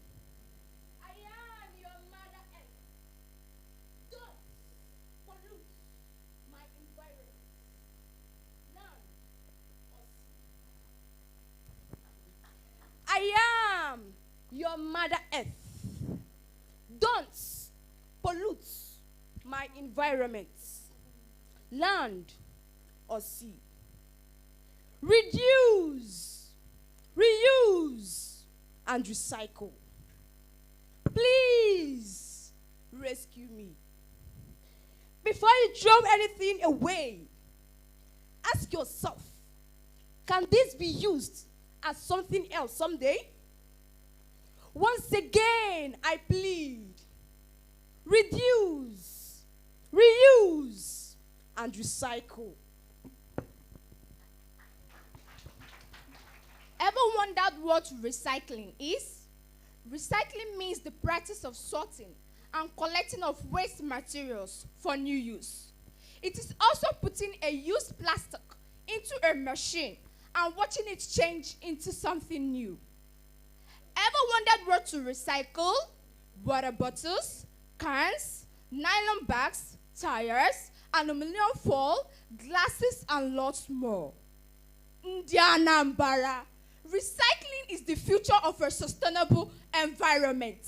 Therefore, can you solu dobe Anambra ocha dalunu? Dalurine, Capital City. Thank you so much. Now, next to jump on the stage, St. Patrick's College. Please jump on the stage.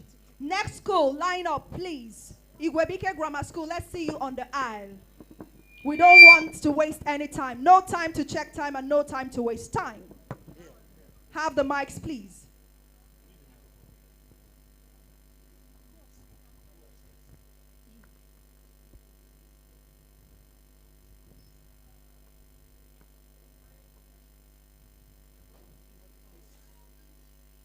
Good afternoon, everyone.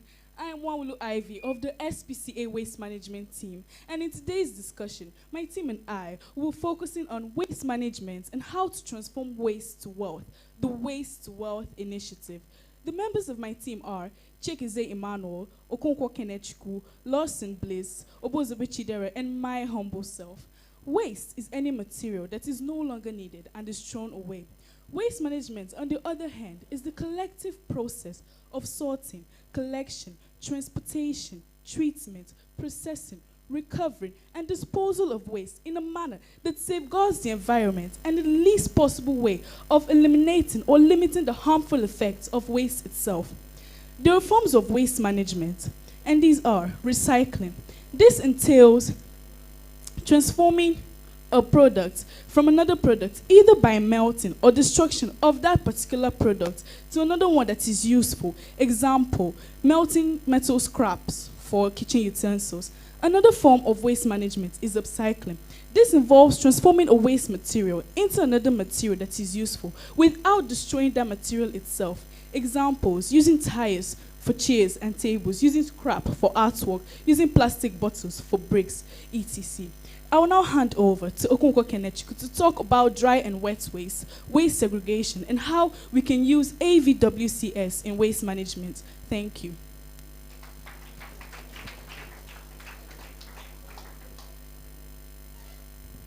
Waste is waste when we take it as waste. Therefore, a substance regarded as a waste to someone may be a resource to another. With this, I'll move to the next form of waste management, which is the waste segregation. In this method, it entails separating the waste into dry and wet waste. The wet waste can be used as fertilizers and compost for farmers, as this is a natural form of fertilizer. And at the same time, it can be used for biogas, used in cooking, production of electricity, energy, and so on. The dry waste. The dry waste can be separated into glass, plastics, papers, and so on, and can be recycled into new ones.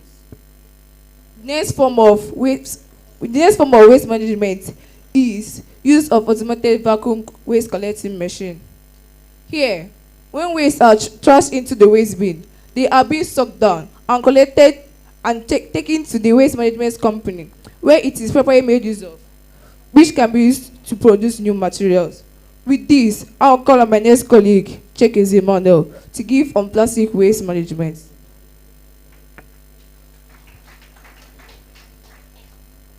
Good afternoon, everyone. I am Chekeze Emmanuel, here to talk on plastic waste management. There is a principle which we initiated, which is called the Waste to Wealth Initiative. This initiative is focused on planning affordable technology in tackling and converting waste generated in the entire nation into useful products. We have the preliminary stage of waste management. The first stage is the collection. Then after collection, we go into sorting. The sorting is divided into 3 stages, which is the manual sorting, the sorting by density-based sorting, and selective dissolution. After the sorting, we go over cleaning. Cleaning can either be done by drying or washing. Then we have the plastic waste cycle.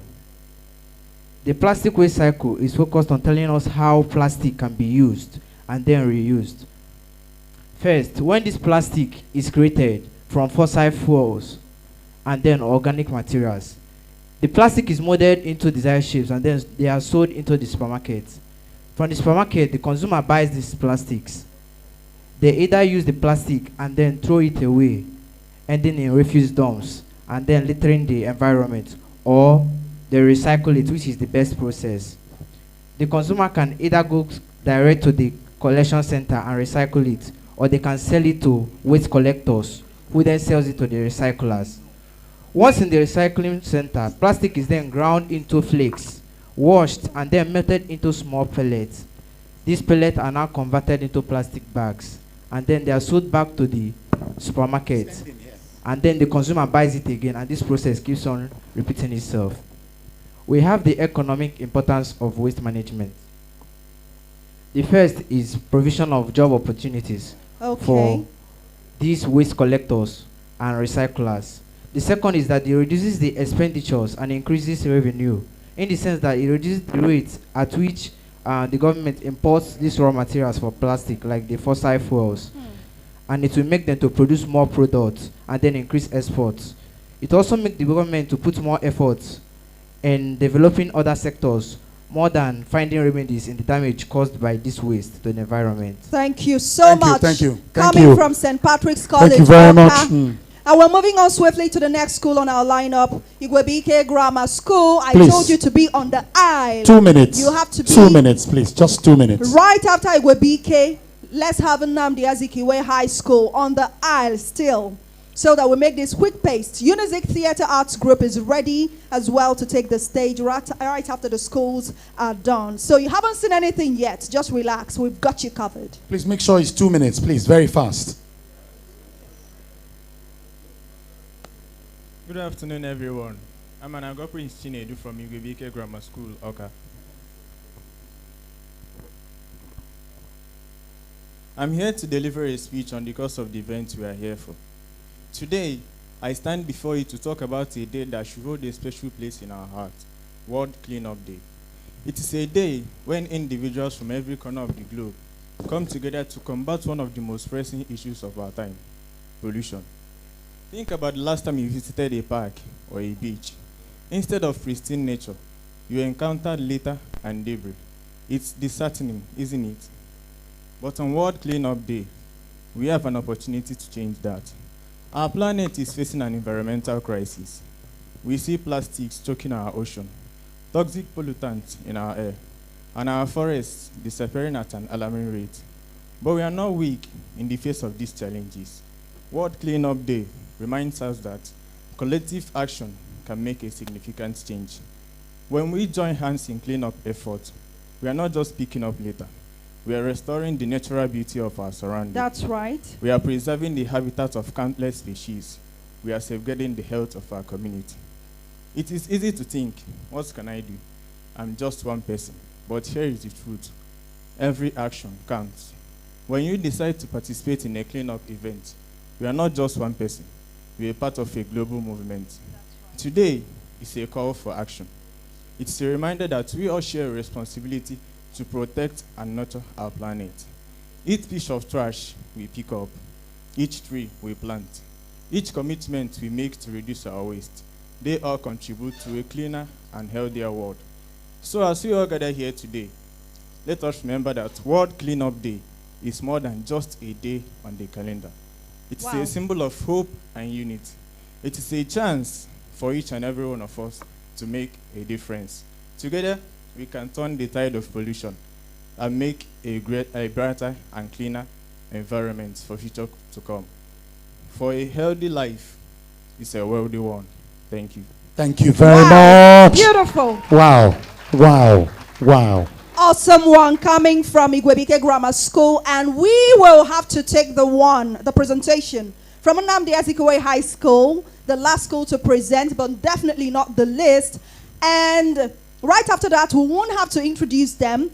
Unizik Theatre Arts Group will take the stage in their unusual manner, please. So, this is Anambra Ezekwe High School. Please, very fast. 2 minutes, we beg of you. Move faster.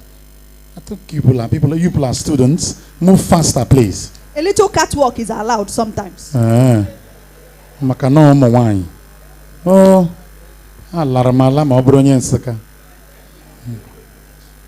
good morning, everyone.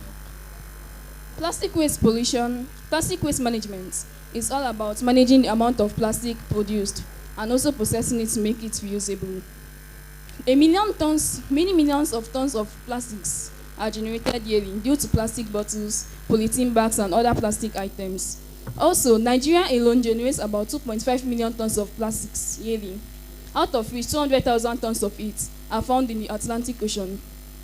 Again, about only 9% of all the plastics produced are recycled. 80% of the plastics produced in Nigeria are found in landfills and also dump sites. It is considered that human negligence is the common cause of plastic pollution. Many people dump plastic litters around, thereby polluting the water resources and also the human resource and also land resources also. This plastic pollution has a lot of effects on both the environment and the people living around the area. And some of these effects on plastic waste management are health risk. It causes health risk, increase in sea level, flooding, and so on. I would like my friend one Amaka to show you the solution on how to solve plastic waste management. Solution. What do we do to solve this problem? We suggest that the government should control the production of single-use plastic products by specifically appointing industries to produce these products in a specified amount annually. We also suggest that communities should put on an exercise, a cleanup exercise, and also to enlighten their citizens on how to control plastic pollutions. Thank you. Now, to draw all this together, remember that plastic pollution-free world is not a choice, but a commitment to life and also a commitment to the next generation. And also remember that it is the worst of times, but yet still is the best of times because we still have a chance. So let's use this once in a lifetime opportunity to make a difference in the world. Thank you. Thank you very much. Wow. Wow. We are indeed world changers. We want to crave your indulgence. Thank you so much. Let's give it up for Anambra Ezekwe High School. Yes. And all the schools that have presented today. A bigger round of applause for them. All right, ladies and gentlemen, at this juncture, 2 minutes presentation from GTC Onitsha, Government Technical College Onitsha. And it is on converting plastic to... Don't turn back. If you turn back, then Emmanuel Brose Nwunye lot, yeah? Nwunye lot. You know the Bible. Anama try. Anama try. Nwunye lot. Ogidi nnu okwe. Because kafana akwado aina anabata Mayor Chigozie Nwizu, you know, Atwei Duke, Southeast South Director, Adorable Foundation. Okay. The name of our product is Converting Plastic Waste to Wealth. In our country, Nigeria, today, we all know that waste has been a major economic problem. Waste are dumped and landfill site, and that causes the depletion of the ozone layer, soil infertility, and plastic waste wealth.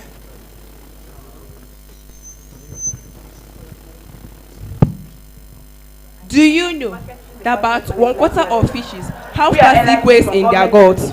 Do you also know that about 83% of our tap water sample contains plastic? Are you aware that our country, Nigeria, produces the largest waste of plastic waste in West Africa? Good day, everyone. My name is Okechukwu Angela. We are Team Elites from Government Technical College, Onitsha. And presenting with me are Udo Miracle Anthony. Harry. We are worried. We are worried. Yes, we are worried. Do you want to know why we are worried? According to the Federal Minister of Environment, Nigeria produces about 37% of plastic waste among the waste generated in West Africa. Recently in the world, waste has been a major economical problem, and our beloved country, Nigeria, is not excluded.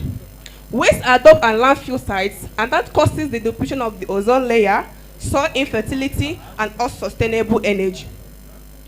When plastic flows into the ocean, it transfers toxins and chemicals to the sea organisms, thereby making the fishes and seafood unhealthy for human consumption. About 47% of plastic flows into the ocean, and plastic makes all the top sea fishes to go into a deep sea marine segment.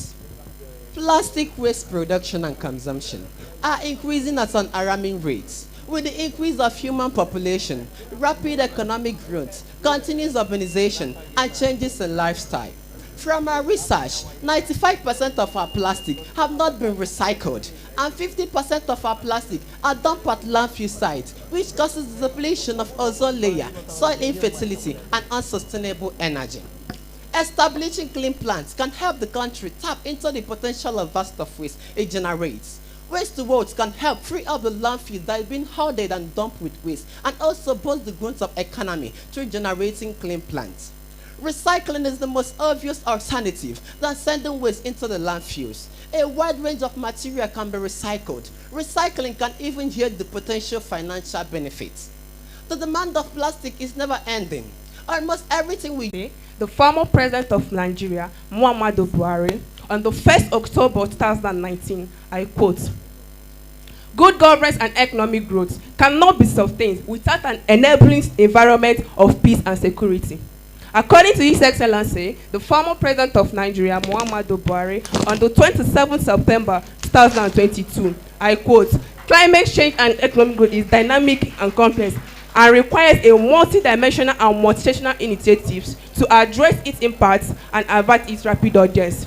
With this great project of ours, we believe and have the great assurance that with the..." Thanks.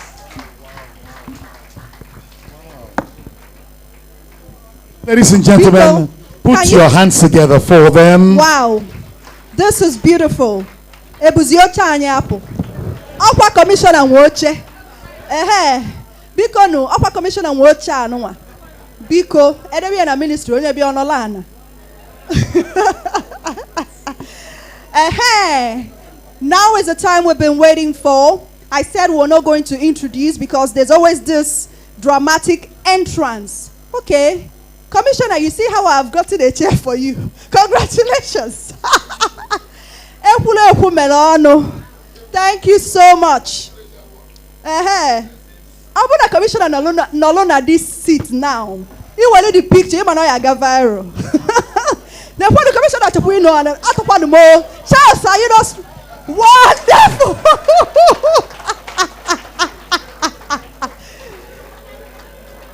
Because no more than all of we are like a commissioner was read that. Hey, all the ego. Hey, we'll take up a contract to start producing this chair. Hey, Nah, Before we go on, wonderful. we want to welcome Thank the you. chairman of the President General of Onitsha main market, the largest market in sub-Saharan Africa. absolutely. Please put your hands together for him. Chairman Aina Sigin no. And also I want to welcome Engineer Colonel Arinze Chukwu, MDCO INZI Engineering Limited. Yes, standing for Obosi Dump Site along Onitsha ASWRA Expressway. Welcome. Yes. Dalu Nurinne, are you ready for the next Ihengosi? Are we ready?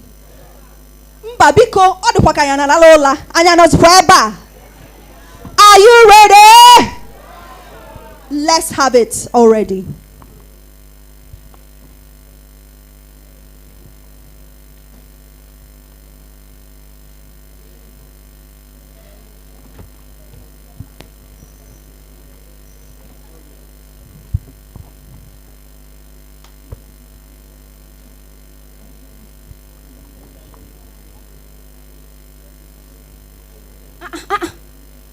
What is this again? Hey God. Where would these people learn to keep their environment clean, eh? What is this? What is this? Even after the government sends their officials to check on environmental sanitation, they could not even clean this place up after Ngozi's wedding.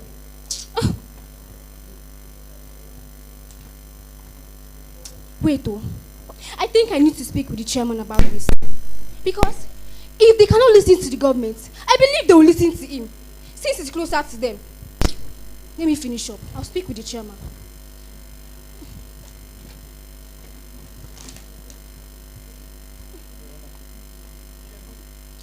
I have to see the chairman.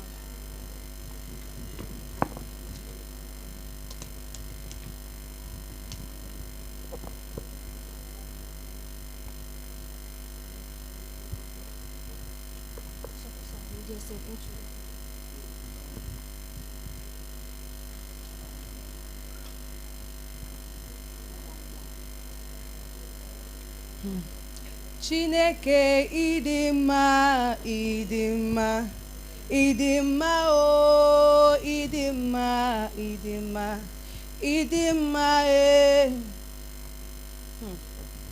Where is this girl? Ever since I sent her to the market. Our environment is getting dirty and bad by the day. Our streams have been polluted. Our gutters have been blocked due to these plastic materials that has been thrown inside them. And the worst part of this thing is that a disease may soon break out if nothing is done about this thing. I actually came to see your husband so that we can talk and provide solutions for this issue. If I'm a name. No, I actually understand what you are trying to say perfectly well. Because our community needs to do something about this. We need to do something about it. You know that yesterday I sent my daughter to the market to go and fetch water. She came back with dirty water. Why? Because of pollution of plastic waste in the river, thereby making it dirty for us. We need to do something about it though. Like, seriously, anyways, I'm glad that you understand this issue on ground. I will take my leave since he's not around. Oh. Okay. Ada, what happened to your leg? Why is your leg covered with mud? Mama, this is not the road leading to Eke Market. Oh, That's the blocked and flooded with mud again. Yeah, what I'm saying. This is what I'm saying. Mama, just imagine my leg. Sorry. Oh, sorry. Don't want. Oh, go and wash your leg. Yes, Mama. This is what I'm saying. Streams polluted. Now the drainage has been blocked. Something needs to be done about this thing before it gets out of hand. I'll be going now, But please let me speak with your husband of my coming and the reason for it. Oh, thank you, ma. Bye.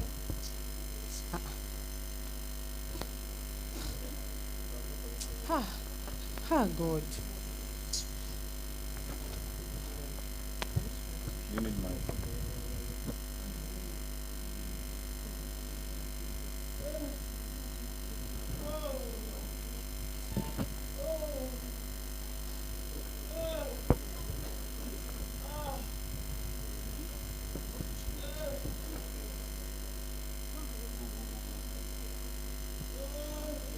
Fine. How are you feeling now? feeling good. I'm sorry about you. Should be better. I will, ma. Well, sorry about your sickness. From the test results, it shows you have typhoid and cholera. And these bacterial infections are caused by diarrhea, high fever, and dehydration. Bacterial infection? Yes. Ow! Well, good question. These bacterial infections are gotten from poor sanitation, contaminated water sources, and they are capable of causing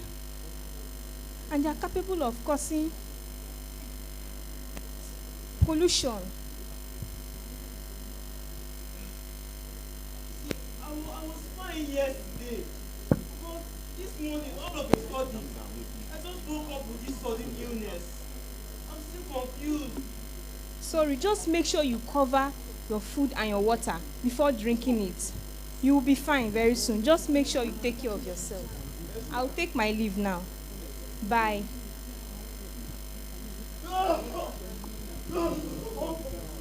Sorry, take it easy, take it easy. Just stand up.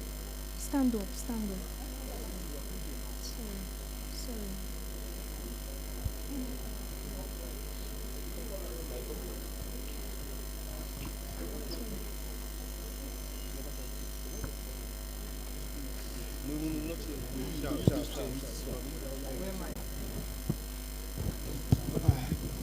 No. Thank you.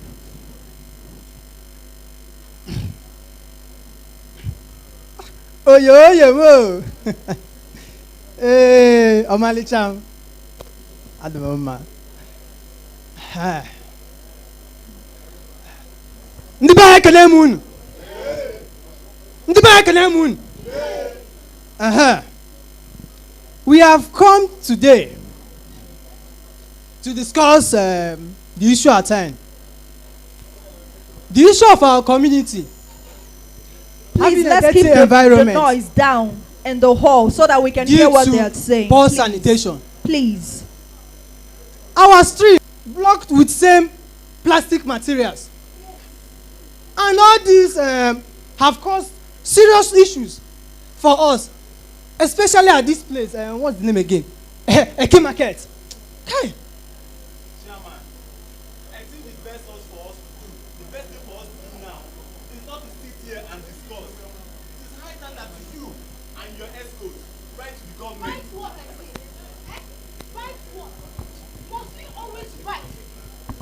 Government for everything. This is our community, Fitagu, and it is our civic responsibility to keep it clean. We must not always depend on the government for everything. Leave him. Let him be waiting for the government to come and take care of his environment and clean up it. Be there waiting for them. Exactly. I agree with the former on this matter. Our community needs to do something about this. Do you know that our community, Fitagu, has become a laughing stock among other communities? And we need to do our best by cleaning all the drainage in our community. Oga Chairman, we, the youths of this community, has declared tomorrow, being Saturday, that we all come out for cleanup. We will clean the streets, the gutters, and even the markets. Oga Chairman, we, the youth, has also made a decision to form a team called the Green Guardians. Well, I will leave my colleague to say more on this. Good afternoon, and good afternoon. Green Guardians, we're a team. We created this team to help create awareness and educate people based on the harmful effects of this plastic you people used to litter everywhere. You know, it's very harmful to the environment. And we are trying to create awareness on how to create sustainable means in which we use and change the use of these plastics. You understand? Also, we'll be conducting cleanups. And also, we need the community. It's not only yours. It's not only yours. If all of us come together, we'll help ourselves, Oga Chairman. So we need the community to come together and volunteer to help clean. Please, can we keep the noise down so that we won't stop the sharing? The sharing will stop if we keep this on, please. We help clean and eradicate pollution in our community, Oga Chairman. Thank you. My people, it is important that we all come together to make sure that we keep our environment clean, to enable us maintain a good living. So I strongly support the cleanup on Saturday. We agree with you. Yes. Yes. Thank you, my daughter. Ndibai, as you can see, it is obvious that we have come up with a wonderful solution. The youth, the great leaders of tomorrow, Yes, have come out with a wonderful idea on how to eradicate all this environmental pollution. One. And promote healthy environment. Yes. Therefore, we must give them all the support they need. And on this note, tomorrow is a public cleaning day. Every single member of Ifitago, whether young or old, must come out with their cleaning equipment. Bam. To participate on this great movement. Yes, I support you, Oga Chairman. Failure to participate attracts sanctions. Yes. With this, we have come to the end of the meeting. Okay. Thank you very much. Where are you going to? Calm down now, calm down.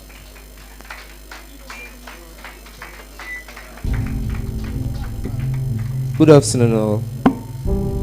As you have seen by this little playlet, we have now understood that actually we don't actually need the government alone to help us clean. The back of my streets are flooded. The walls in my house are filled with mud. Check the drainage, nothing they drain at all. And this kind of thing, it burst my brain. Seriously, it choke, oh. Abi no choke.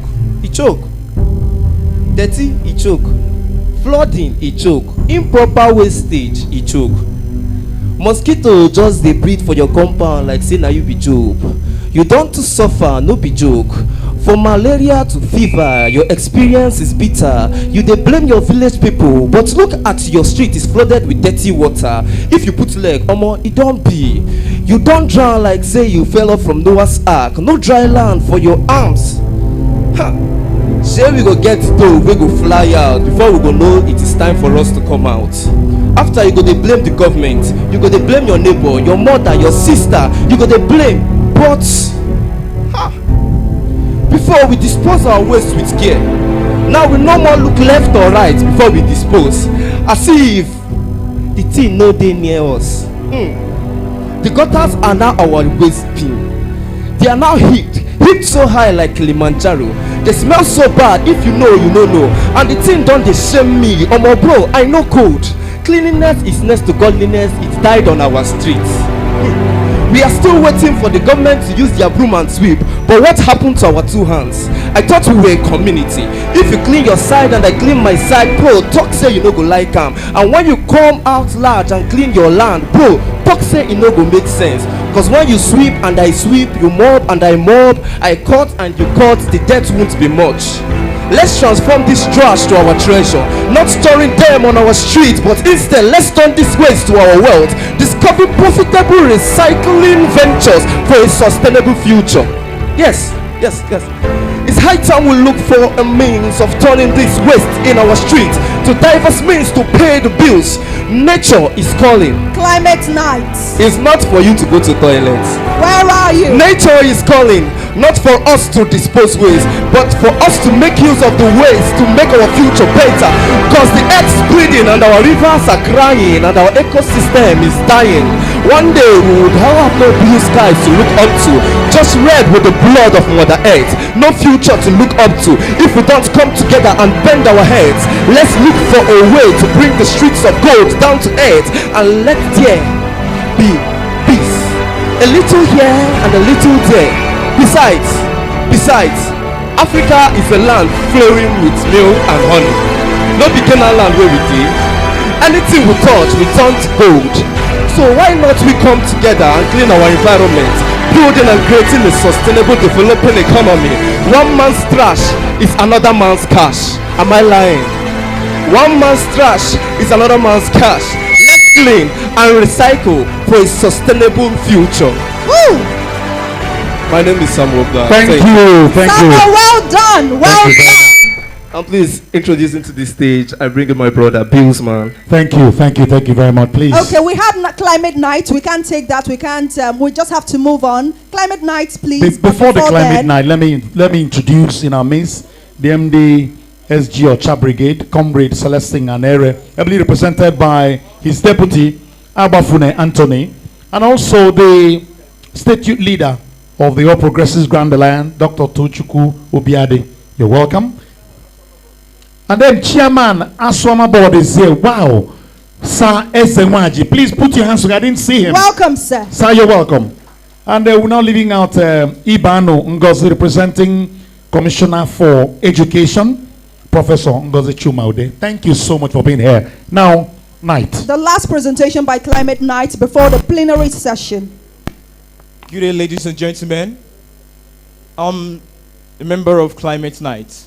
The organizations who are here to create awareness using entertainment, education, and engagement.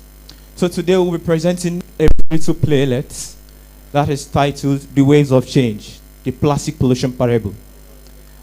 In this playlet, we are trying to project the future. What would the future look like if we continue our actions of disposing waste improperly and doing all sorts of toxic things to the environment? And today, just sit back and watch within yourself. Thank you so much.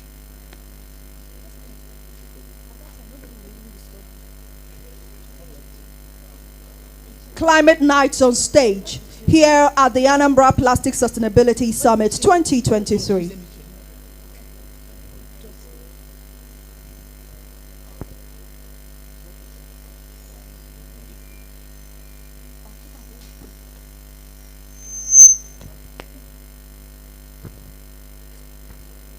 Buy your fish, buy your fish, buy your fish, buy your fish, fresh fish, buy your fish, buy your fish.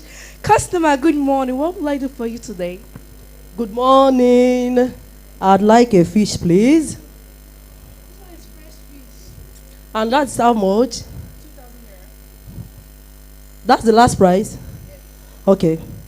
You can scale it, please. Mom, are you buying a fish or a plastic fish? What do you mean, my dear? Look, there is a reading for a fish. Are you buying a plastic fish too? Wow. Well, we are trying to buy a fish. But you were right. Sometimes fish ingest plastic content from the water, and maybe that's why there is a plastic scale for a fish.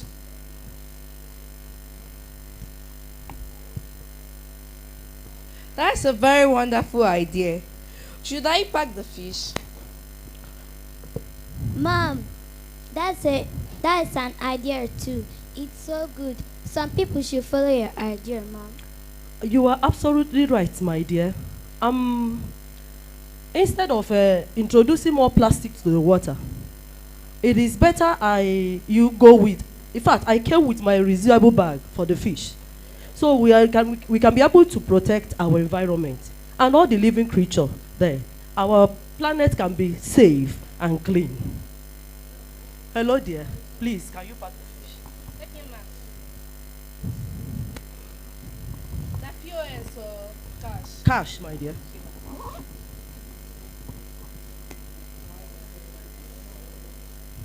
Wow. Thank you.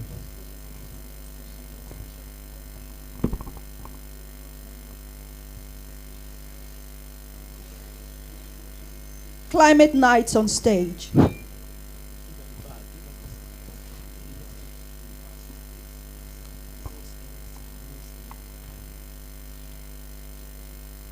Good morning, teacher. Oh, good morning, young lady. How are you doing today? I'm fine, teacher. Oh, that bag seems so unique. Can you turn around, please? Can I see the bag? Oh, this looks like an aquarium in the bag. Thank you, teacher. Just a reminder. A reminder? Tell me more. Well, teacher, the oceans and rivers are no longer safe for the fishes and all creatures. So, because of the plastic waste and other harmful substances, it affects the whole environment. Oh, that's phenomenon. I mean, young environmentalist. So your bag symbolizes the importance of protecting our water bodies, right? Yes, teacher. Awesome, awesome. Can you hand us the bag? Let's show the whole audience. All right. Here is our reusable, reusable, biodegradable plastic bag. All right. Awesome, awesome. Thank you.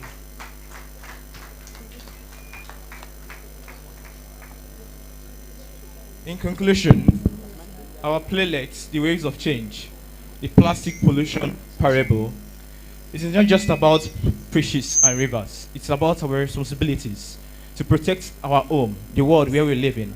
And for this, we ask each and every one of us to do what is right. Do recycling when it is necessary. Reduce the use of reduce the use of plastics, right? And also try as much as possible to protect the environment any way you can. Thank you so much. Climate nights. Thank A you very resounding much. applause for them, please. Thank you very much. Put your hands together Wow. for the Climate Night. Yes, an NGO supporting the Ministry of Environment. God bless you. Guess God what? bless you. The thing about the message of today's event, but now ekwugie in different ways. Egosi ekwugie n'ọnụ. Nyo onye sizi ya n'ọnụ ro, emano ya melo onwe ya. Now we're ready for another feature, ihe ngosi, that will be projected. This time, we will watch a documentary on all Anambra community plastic waste pickup, how it went down. This is a very revealing, timeless documentary that will go into the annals of history because it's never been done before. And it is happening now. And it is time for us to key in. Are we ready for this? If you're ready, can you put your hands together for the Ministry of Environment? Thank you very much. Thank you. Let's roll.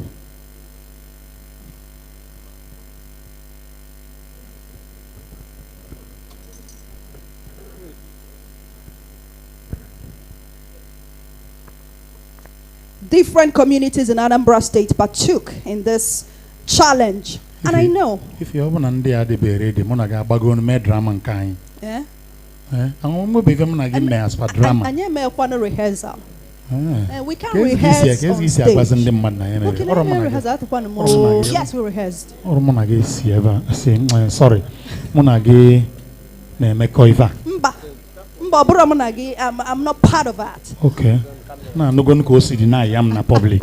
And I can So, ladies and gentlemen, we are waiting for the documentary on plastic waste challenge across communities in Anambra State. Because this is a transparent process. Yes, eventually, I mean, when the winner, I try me because Obrom select. Yes. Manona, this is when the winning. And we have it already. Yes, so. Let's watch. Of plastic waste a year. More than 8 million tons of plastic end up in the oceans every year as a result of indiscriminate dumping. It takes over 400 years for plastics to decompose, while only 8% of the plastic are being recycled. Hence, the remainder pose huge problems to our environment, causing nuisance and pollution everywhere.